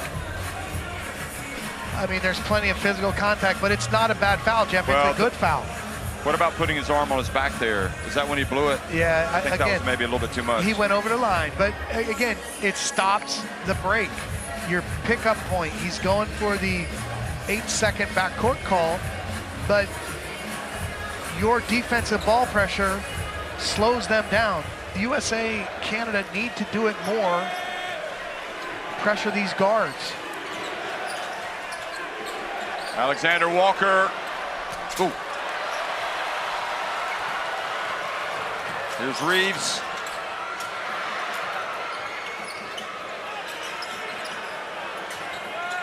Anthony Edwards. Oh, steps back. Is that an ankle breaker? Here's Halliburton. You can count it. A three-pointer. And the USA have tied it. Look at that. The USA fan section. Is that Tyrese's dad? Maybe. Look at Sue Bird and Carmelo Anthony. Of course the camera finds the USA Stars. USA Stars celebrating this run. Again, a great timeout called by Coach Kerr.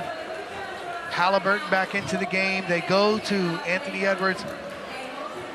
And again, a flurry, but it's sparked by the defense and getting out in transition. Great lessons here for the USA, how to play their style in the future World Cups and FIBA games.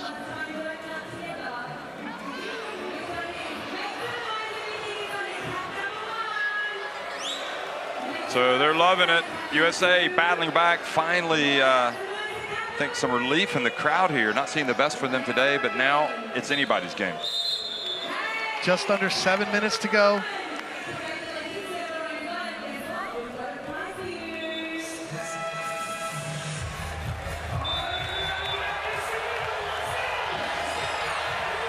(12-3), fourth quarter start for the United States. Canada fans also getting up, trying to get their team across the finish line. A long spell they played in Jakarta. They traveled here to the Mall of Asia. USA played all their games in this arena.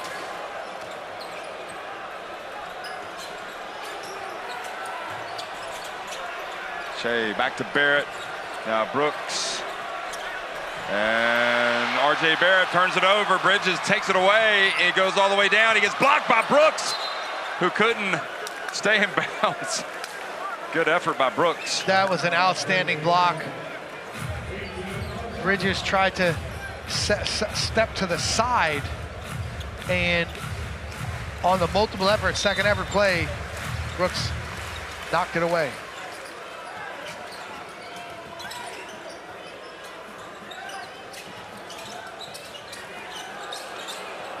There's Edwards.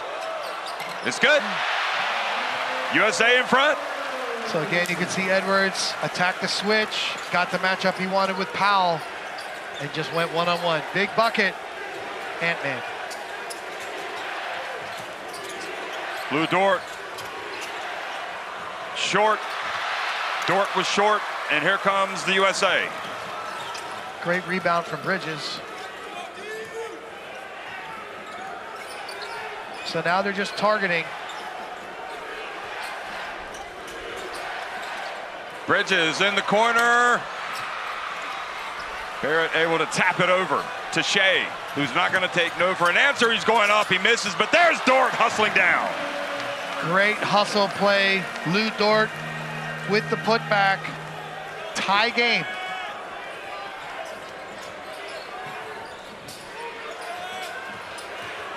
Reeves fouled by Shea. Gilgeous Alexander.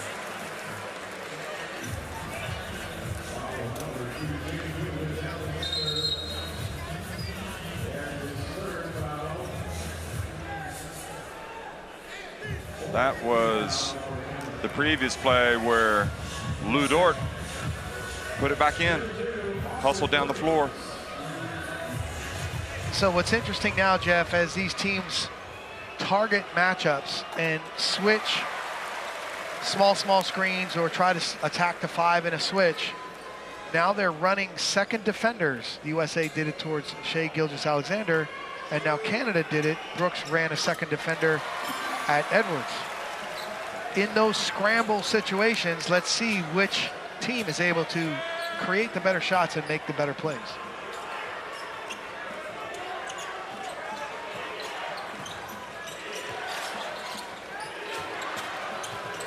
Brooks drives, banks it in. Well, they go to the leading scorer, and he delivers again.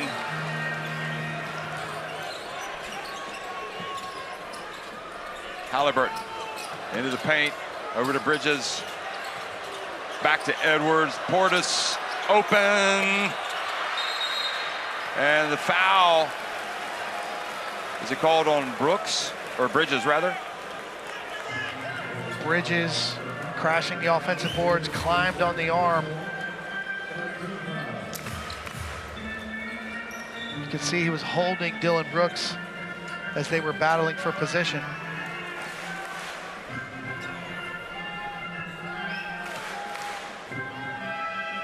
Hart's coming back into the game. And now here's an interesting sub because the USA has 5 perimeter players on the floor.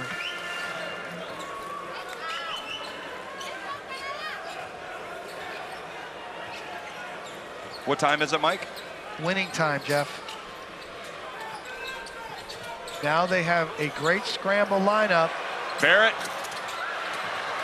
misses the open 3. Rebounding will be the challenge for the small lineup here, but they'll be able to scramble if they double Gilgeous-Alexander. Oh, boy. Oh, Mikal Bridges. He's been making that shot all tournament long.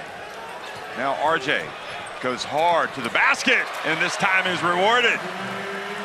Canada back in front.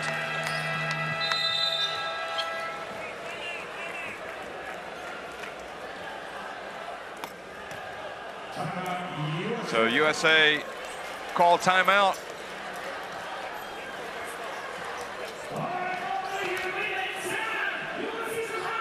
Look at RJ. Not going to settle this time. He's going to drive. But again, in transition, look at Reeves just backing up all the way into the paint. They're not stopping the ball early enough with a pickup point, but his teammates can come over and help level off the ball earlier by putting bodies on him. So there's got to be more teamwork and transition defense to stop these really great attacking guards.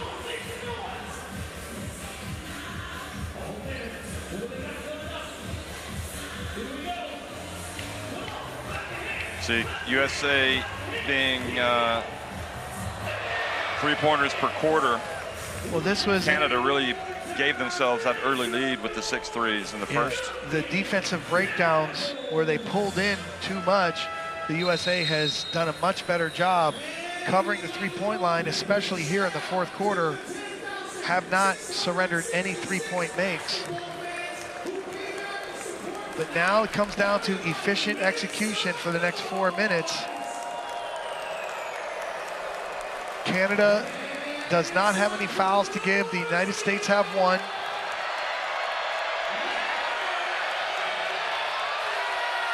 Here comes Halliburton.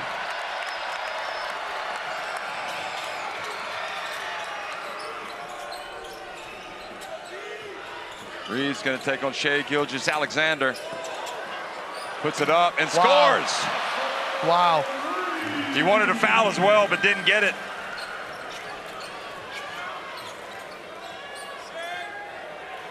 So again, they target Reeves. They stay in double, 2 on the ball, and it's a scramble. Bridges deflected that.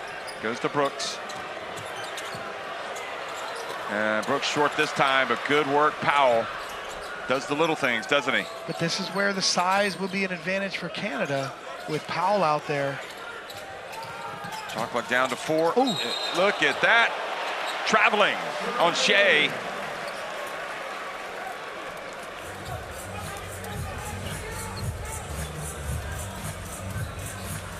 Yeah, he just kind of Good call. So USA with a chance to go back in front.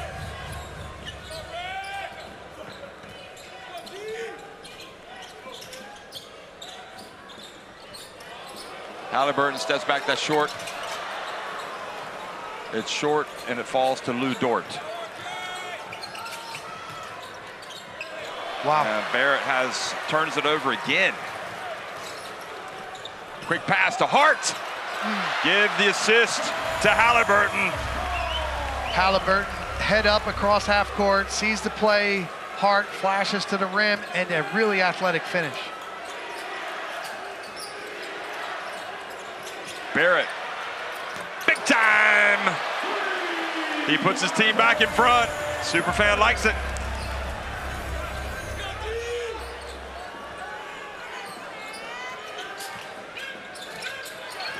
Edwards gets out of trouble, gives it back to Halliburton, now has it back.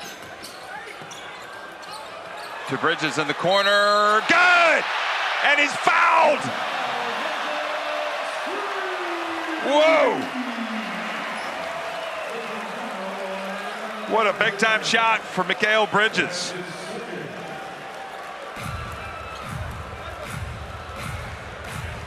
So he took away his landing space. Again, you see the USA and Canada both doing a great job getting into the paint, creating paint touch threes. Barrett just too much contact as he contested through his body. Jeff, it's really interesting to see the players and the teams respond to the early double. The second defender sent at Shai Gilgeous-Alexander and Anthony Edwards. Does not make the free throw.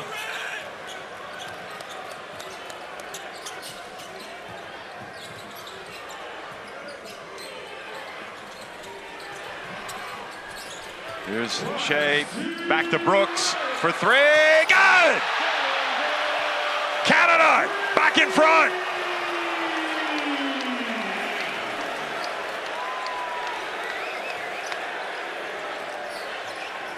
Who's going to answer the call for the USA? Edwards, not this time. Bridges knocks it back out for another chance. Oh! And wow. Edwards drives in and scores. Just right through the teeth of the defense, extension at the rim, outstanding. I mean, he gets the points, but that was Bridges that went in for the rebound, tapped it back out.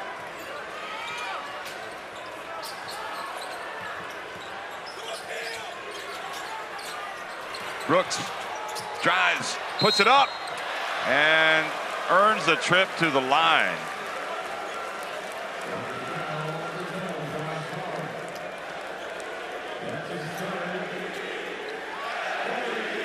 Chance of MVP. MVP, is that for Brooks?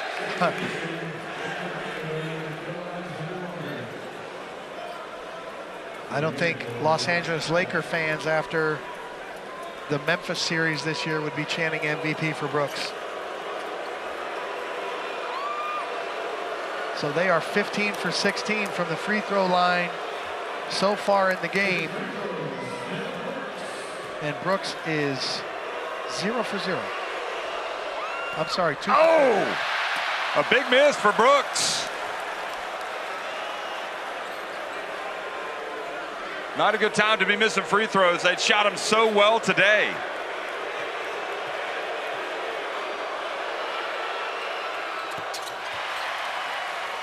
He ties it at 107-107.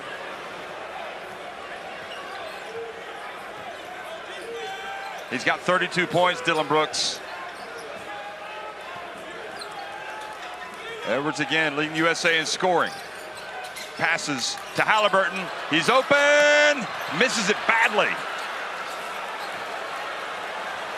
Now Canada in the final minute can reclaim the lead.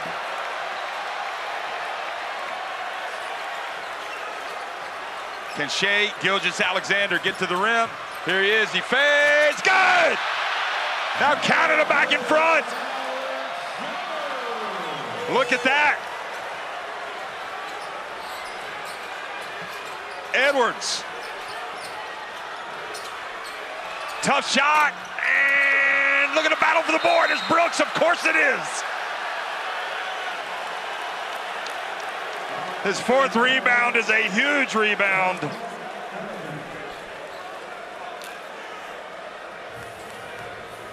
And no doubt, Hart with the foul. Look at this, that is ice. Where is it running? From the true north, Canada. I thought you were going to say in the veins. Now, Brooks needs both free throws to really put the USA in a tough spot. Makes the first. And remember, if you're Canada, you do not want to foul the three-point shooter at the other end.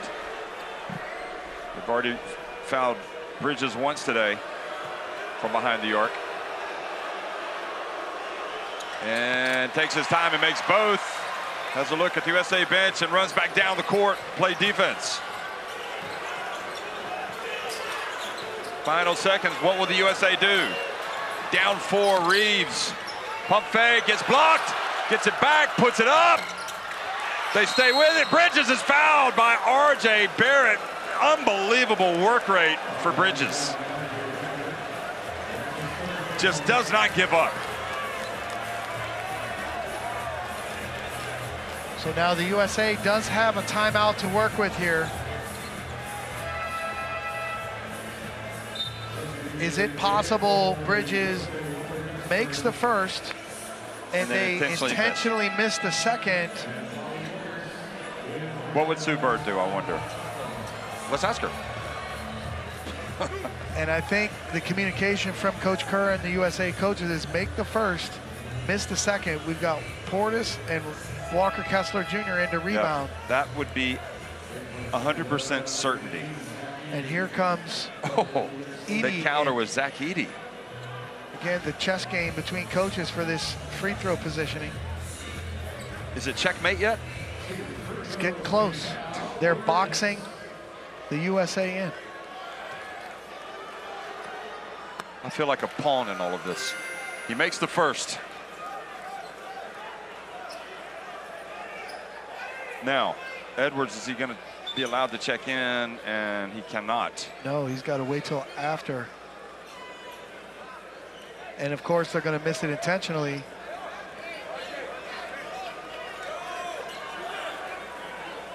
Well, there, Edwards wants to check in, but rules are rules. Bridges asking Coach Kerr which side to miss it to. It's incredible. Oh, a good miss. The USA got it. Bridges from the corner. You have got to be kidding me. Unbelievable. A play for the ages at the FIBA Basketball World Cup. Bridges does the unthinkable. Ties the game. 0.2 seconds left. I have never seen it. Unreal. And Jeff, no one blocked out the free throw shooter for Canada. Bridges unchecked, runs the ball down alertly to the corner, buries the big shot. Amazing. Look at it again. 0.6, okay? 0.6. 0.6, we correct the time. Tell them 0.6. 0.6 seconds. 0.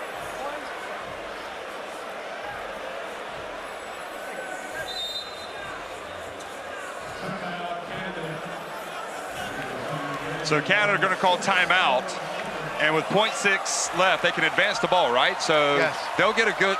They'll potentially get a shot here to win it. Yeah. So if you're Jordi Fernandez and staff, you're drawing up one of your late game go-to plays. They have enough time for a catch and shoot situation. And again, one of the things we love about the NBA are these late game plays that coaches will draw up. And now we see it here in the FIBA Basketball World Cup. And it's But again, let's give Coach Kerr and staff credit. They took the risk. They took the gamble. You're down 4. You're playing the situation. They have a timeout, but watch here. Brooks double teams on Kessler. There's no one to block out Bridges. He tracks down his own miss. Did that bank in? Let's take a look. Look at this. Still can't tell, but you know, Bridges had that extra effort play, remember, when he was fouled by Barrett? Yep. And that is just extraordinary, that man right there. Bridges is just unreal. Now.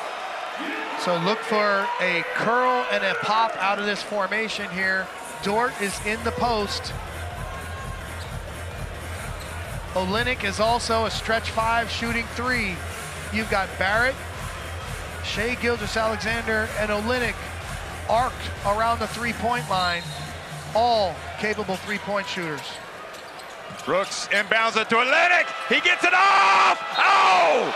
He almost made it. It's a great look. It's just a little long for Kelly Olynyk for the medal, and instead we've got overtime. A little reminiscent of Davis Bertans taking that shot for Latvia against Germany. From a similar spot, and it looked good online. And Kelly Olynyk couldn't believe it didn't go in, but Canada have hit plenty of threes today. You can see 15. Yeah, they've done a great job offensively, and I love their 26 assists, but after a strong fourth quarter, USA assist numbers up to 21 assists, 11 turnovers. Rebounding, USA still commands 40-34 advantage. Points in the paint, 48-40 for the USA. Bench points, 41-19 for the United States. Look at this, look at it. It looks good, doesn't it? Jeff, it was right on line. It's just a little long. Kelly Olynyk. I mean, oh man, it hurts me watching not go down. That not go down. Right on line. Great look. Look at size of relief. Well, you know what he's saying. What do you think, And Coach? look at this. What do you think Coach Few was thinking when that ball was sailing through the air towards the rim? That's on the my USA guy, but I bench? hope he misses it. Coach And Few is patriotic. Meanwhile, Bridges, an extraordinary. That's the play of the game. Yeah, I mean, it's Don't unbelievable. It's amazing. It's one of the top plays of the World Cup we've seen. And it never give up. Never quit on a game. There's always a chance. And great heart from the USA.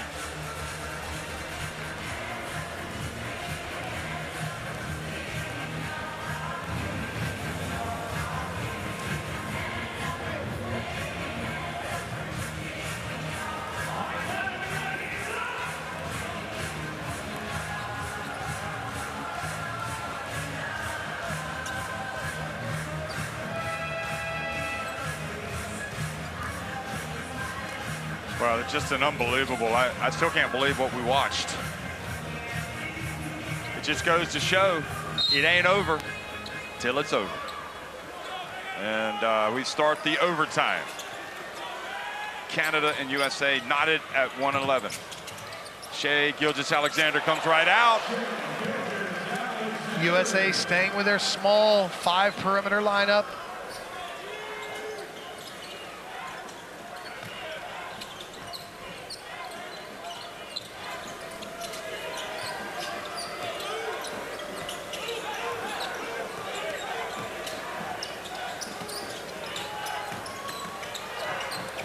There's Reeves, misses. Halliburton gets it back, hands it off to Hart. Edwards tries a turnaround jumper. Some tough shots there for the United States. They're working hard. Got to try to create some easier, high percentage shots. I like the creativity of Reeves in that situation. If they can get him the ball.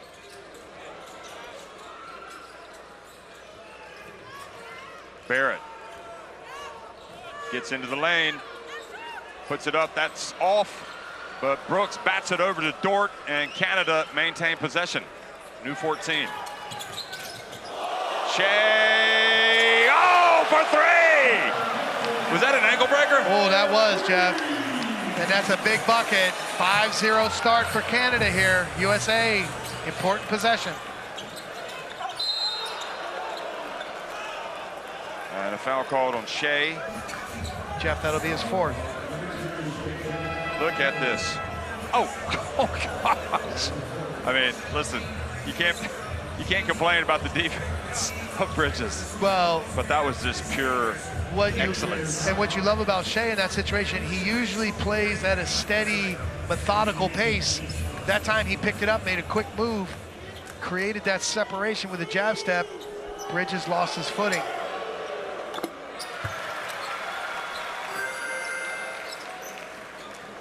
So Hart gets one of them back, pulls the team to within 4. Brunson's going to come back into the game.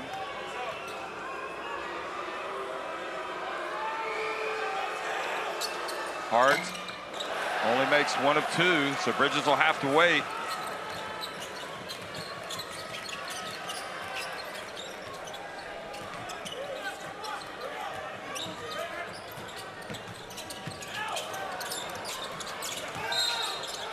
And a foul called on Hart.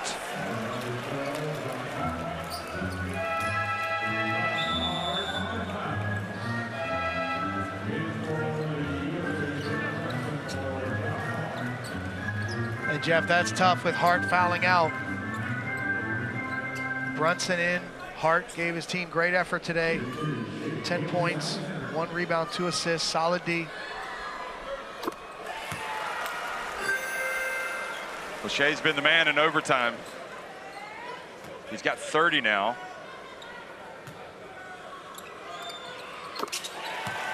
.31 and also has the 11 assists, 6 rebounds. They can't afford to lose him in the overtime, though. He's that important, even with 3 minutes remaining. Here we go. Reeves over to Bridges. Brunson just got off the bench, misses. Reeves gets it back. And the foul called on Powell. And that is just hustle from the USA.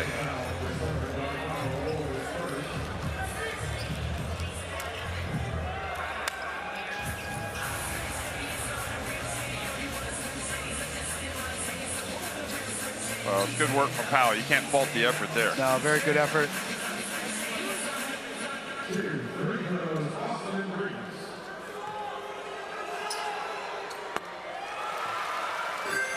Reeves makes the first. Grant Hill nervous. Knows what these moments are like. Had so many big games as a player. Now the managing director of this USA national team, having succeeded Jerry Colangelo in that role.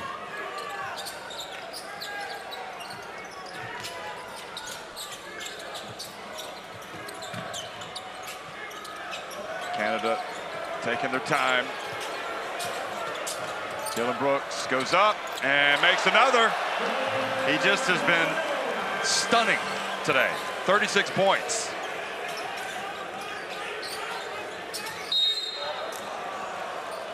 So that's not what Canada wants to do, is stop the clock with fouls. So another opportunity here for Edwards. You see, here's a great play again, using his body. Brooks creates a separation for the shot, but the challenge with Edwards is directing him into the screen, into the switch. He rejects it there, earns the foul. He had made 4 of 6, so now he's 5 of 7.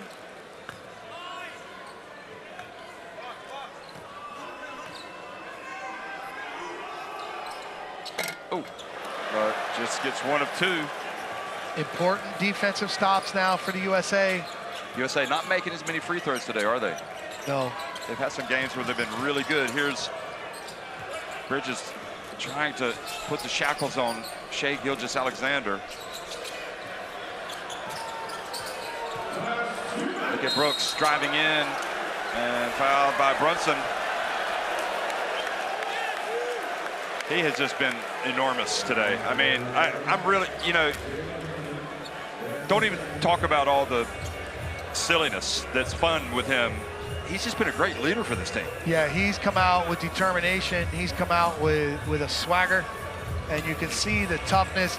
But the problem for the United States is when Reeves or Brunson switch on to Gilgeous-Alexander or Brooks, they're struggling to get one-on-one stops. Brooks just bullied Brunson right to the rim to draw the foul. 10-4 in overtime for Canada.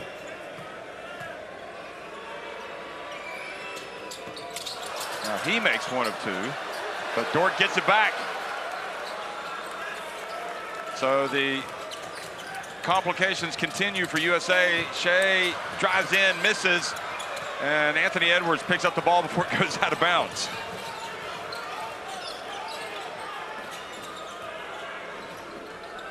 USA need points and stops, and most untimely turnover. Not the type of mistake you would expect to see in this situation. Well, the play was a little disjointed without good spacing as Halliburton was just hanging out near half court. That allowed them to double team Edwards, and then as Bridges tried to drive, floor was crowded, turnover.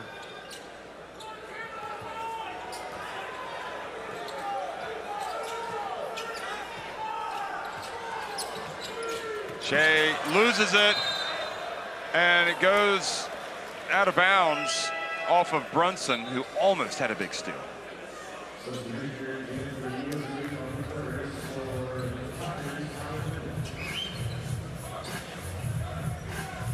Look at that. Oh, unlucky because it went right through the legs of Dort. Now, Jeff, there's 0.8 seconds. The United States has to defend without fouling and rebound. Dylan Brooks did not get it off in time. Good attempt. And Halliburton goes sitting down on the bench. So it's Portis, Edwards, Bridges, Brunson, and Reeves. Well, after what we saw at the end of regulation, all bets are off.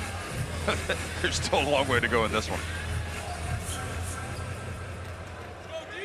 But USA need buckets. Can they get Reeves free for a three, or is Brunson? No, Brunson's going to go deep.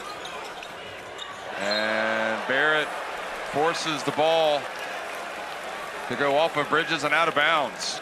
A couple of turnovers here for the USA, undermining their chances of a comeback.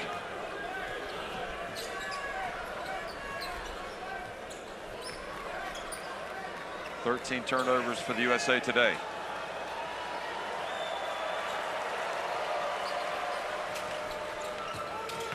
Shea Gilgeous, Alexander, Barrett, top of the key. Good! That might just be it. The dagger with 43.8 seconds remaining. Again, great awareness from Shea Gilgeous Alexander. Penetrates, draws all the attention, and Barrett relocates to the top of the key. Big shot for Canada. 37 points for Brooks, 23 for Barrett, 31 for Shea Gilgeous Alexander, who also has 12 assists.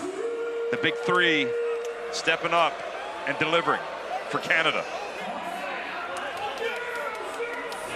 And after the amazing finish to regulation to tie it, it's been all Canada in overtime. 13-4 with 43.8 seconds to go. Captain Kelly Olynyk really happy. Canada, first time ever reaching the semifinals of the FIBA Basketball World Cup, and a chance to get their first ever medal in this terrific competition.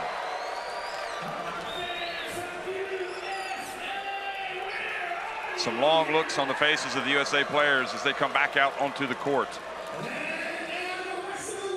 But with 43.8 seconds, Mike, still crazier things have happened. Well, we just saw crazy at the end of the regulation. Canada in position.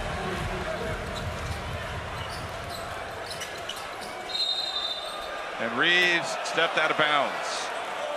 So again, Jeff, it's just the, both teams have the same opportunity in overtime, and the United States execution, 3 turnovers in a row. Mike, his foot must have just been out a little.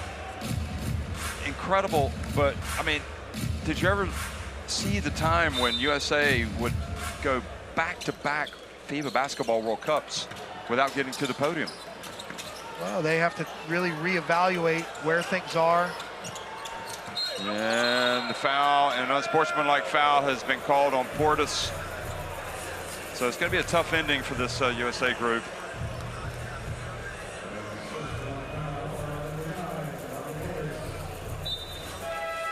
Jeff, if you look at the effort completely in all of the games, the USA has had some really good moments, but the idea of simply outscoring international teams at the Olympics or the World Cup, that has to stop. That's not going to be a recipe for success for the United States.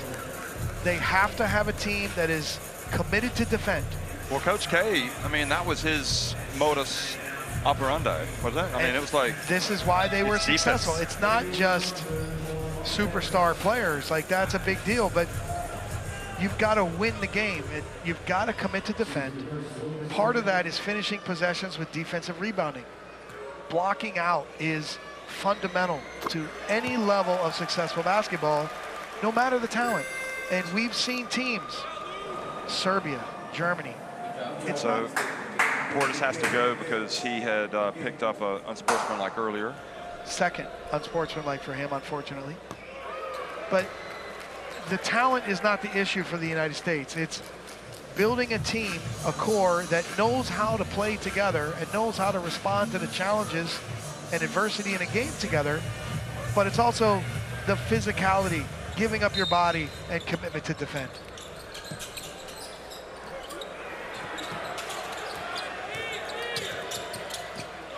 Lou Dort, and they turn it over. So 10 points down, 26.9 seconds left. Quick three, steal or foul. Quick three, and he gets that. The bank is open here on Sunday in Manila, so that gets it back to 7. And now, ooh, close, as Halliburton goes for the steal. Don't go away, folks. We've already seen USA come up with one miracle at the end of regulation.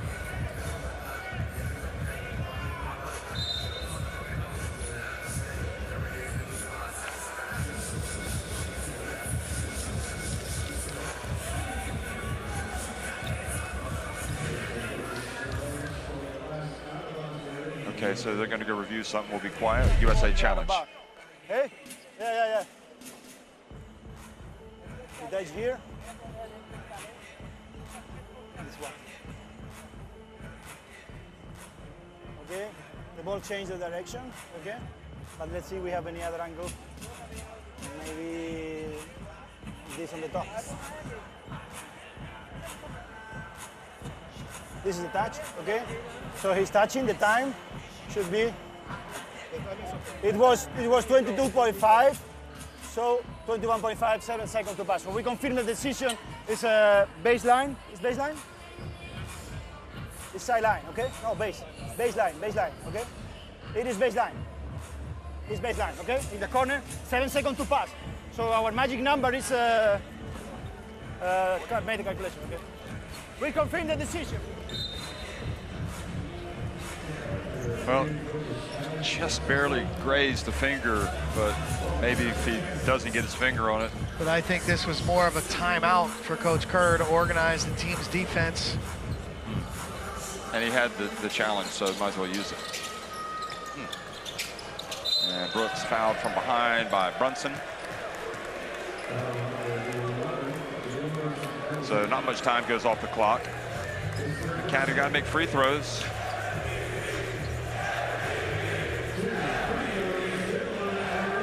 Well, the crowd thinks that Brooks is the MVP of this game. That's for sure. As he steps up to the line. And Steve Kerr, you know, there are no guarantees. He knew that. He had experienced that 4 years ago. You know, USA were fortunate to get away with the win over Turkey in the first round. Right, but Jeff, this is a new roster, a new team, and they finished 7th in China in 2019. We're playing 3rd, 4th. How about this? Nope. That's going to be it. Canada, maybe their greatest moment in international basketball. The men's team have come out the first time ever making it this far, and they have reached the podium. They have won the 3rd place game against the United States in the Battle of the Americas. So congratulations to them, and wow, what a moment for Canadian basketball. Great moment for Canada. The country is on the rise. More NBA players than ever, more players overseas than ever, more players playing in the United States colleges than ever, and a national team that's done better than ever here at the World Cup. Great for Canada basketball. And USA, I mean, they played hard, but like you say, they'll just have to go back and reevaluate. And when you consider, you know, who they beat in this competition, they came out, they beat New Zealand on opening night. That was a tough game, really, for a good 25 minutes.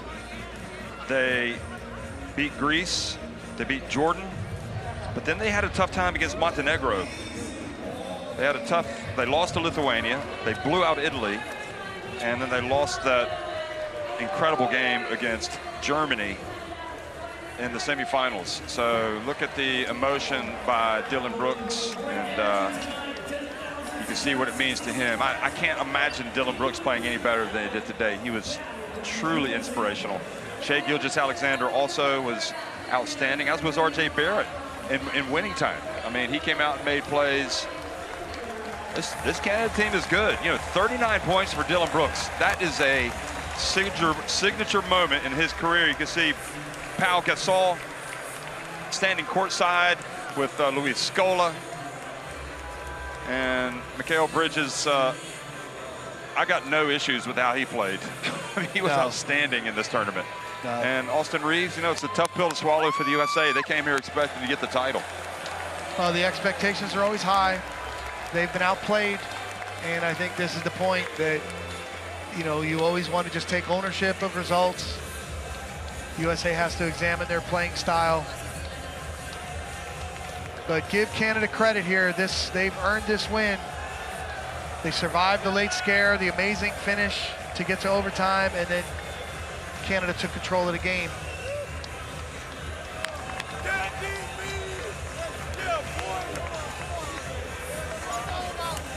So a great moment there. You see Rowan Barrett, father of RJ, and the former Olympian for Canada.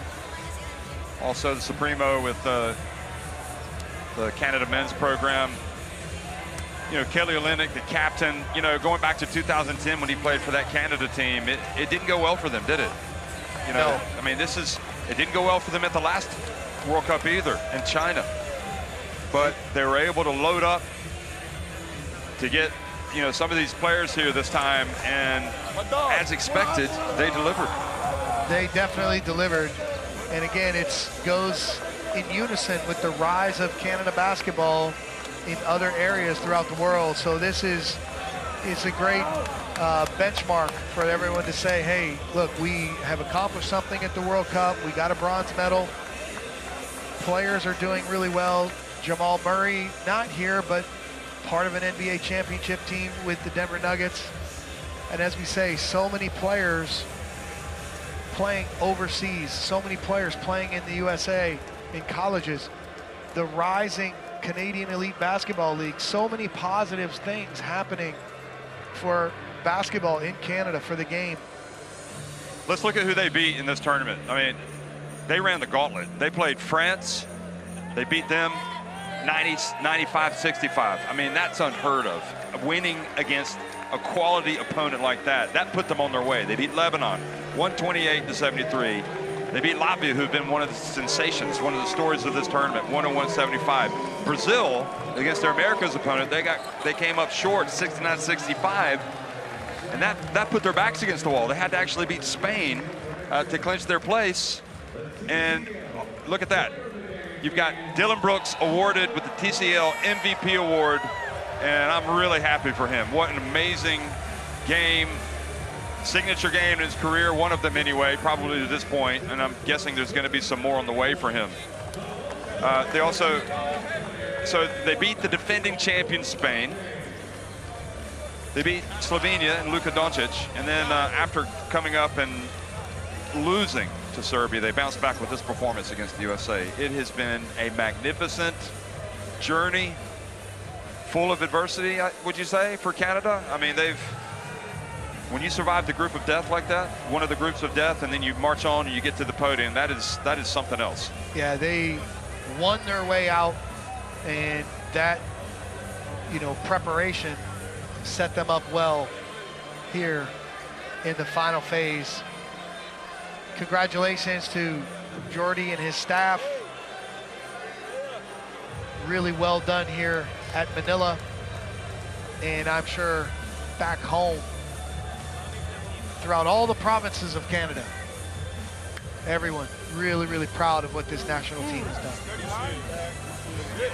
And now this is going to fire up everybody in Canada looking ahead to next year. They're just going to be so excited about going to the Olympics, knowing that they've pulled this off. And now the big question will be taking it one step further, Why not? Go get the crown. Yeah, go get the gold. You figure you add in Jamal Murray, that's another player that can take it to the next level. And again, this core has been really, really good here. This core is solid, and it's young, and you look forward for a bright future with Canada basketball.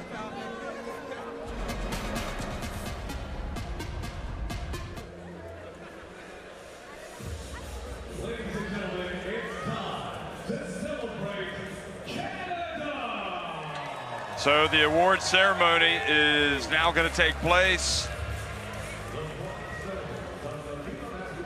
The podium, so you can see Ingo Weiss, the FIBA treasurer, is going to be coming out, and as well as Alfredo S. Panlilio of the Philippines Basketball Federation, the president there on the left. Some noise for Canada! So Canada going to come out. Ingo Weiss isn't down there yet, but he will be shortly, I would assume. So Kelly Olynyk. 0.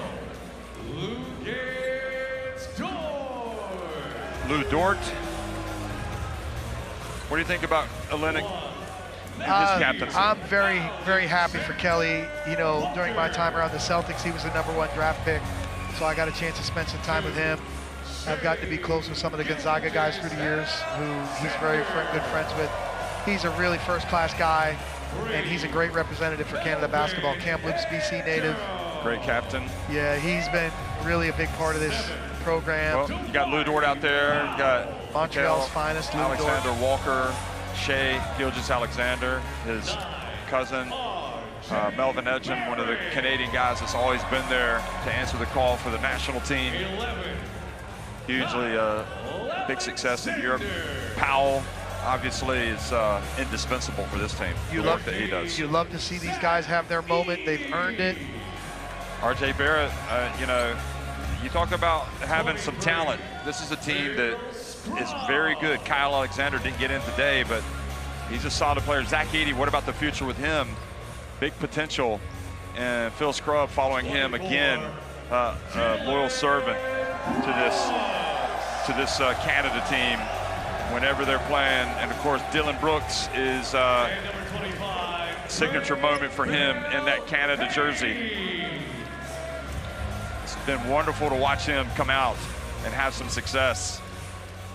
And Trey Bell Haynes as well, getting the bronze medal. And Jordan and Fernandez. Yeah, I'm really happy for Jordy. He's one of the good ones. He's worked really hard, rising in his NBA career, and now getting an opportunity with Canada. He's done a fantastic job with this roster. Again, I think all of his time around the Spanish national team, as an assistant player development guy, all the way back to Celje, Slovenia in the Eurobasket 2013. Wow. You know, he's come a long way, and just congratulations to all of the players, all the coaches. They've done a fantastic job for Canada. Third place at the FIBA Basketball So third place World for Cup Canada at the FIBA 2023. Basketball World Cup 2023. They came, they saw, and they will leave with that bronze medal.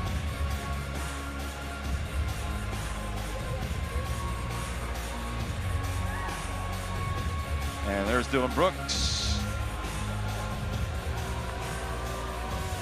Again, I'm guessing he will be in the post-game presser, but maybe he won't. Maybe it'll be Olynyk. Maybe it'll be the whole team. All for one, one for all? Or one for all for one? What is it? All for one for all, 3 Musketeers. Here we have the 12 Musketeers, Jeff. Yes. Canada. Terrific. Terrific afternoon for them. And in a game that was just, you thought it was over effectively until Mikal Bridges had the incredible last sequence there to intentionally miss the free throw, the second one, chase it down and go to the corner to hit the 3-point shot to tie it. I mean, I think that remains the play of the game, even though the USA lost. So again, looking back at the fourth quarter here. I think we're still in the fourth, or is this in the overtime? Yeah, that's in the fourth quarter. So Halliburton hitting that 3-pointer.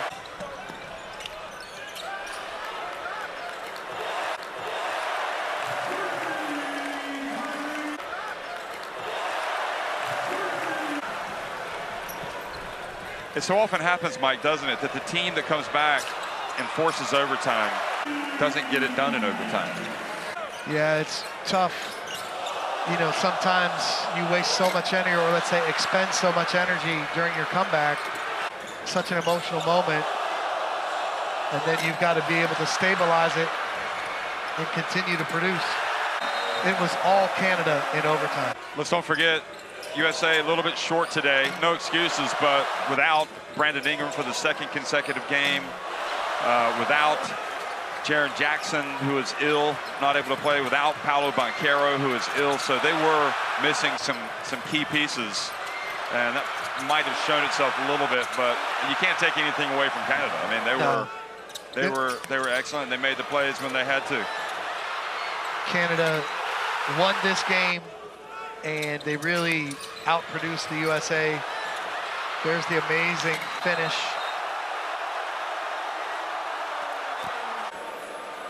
That was incredible there. Unbelievable. Even Steve Kerr broke out in a smile.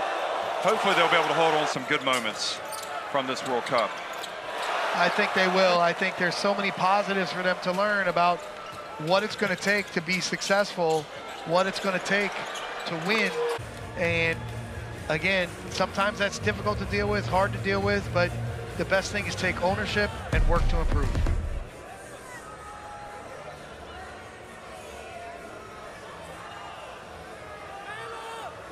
Well, the Mall of Asia arena was humming today. Third place and a medal was at stake, and the USA came out determined to get something, but Canada, in their first ever appearance, making it this far, make it a memorable finish. They get the bronze.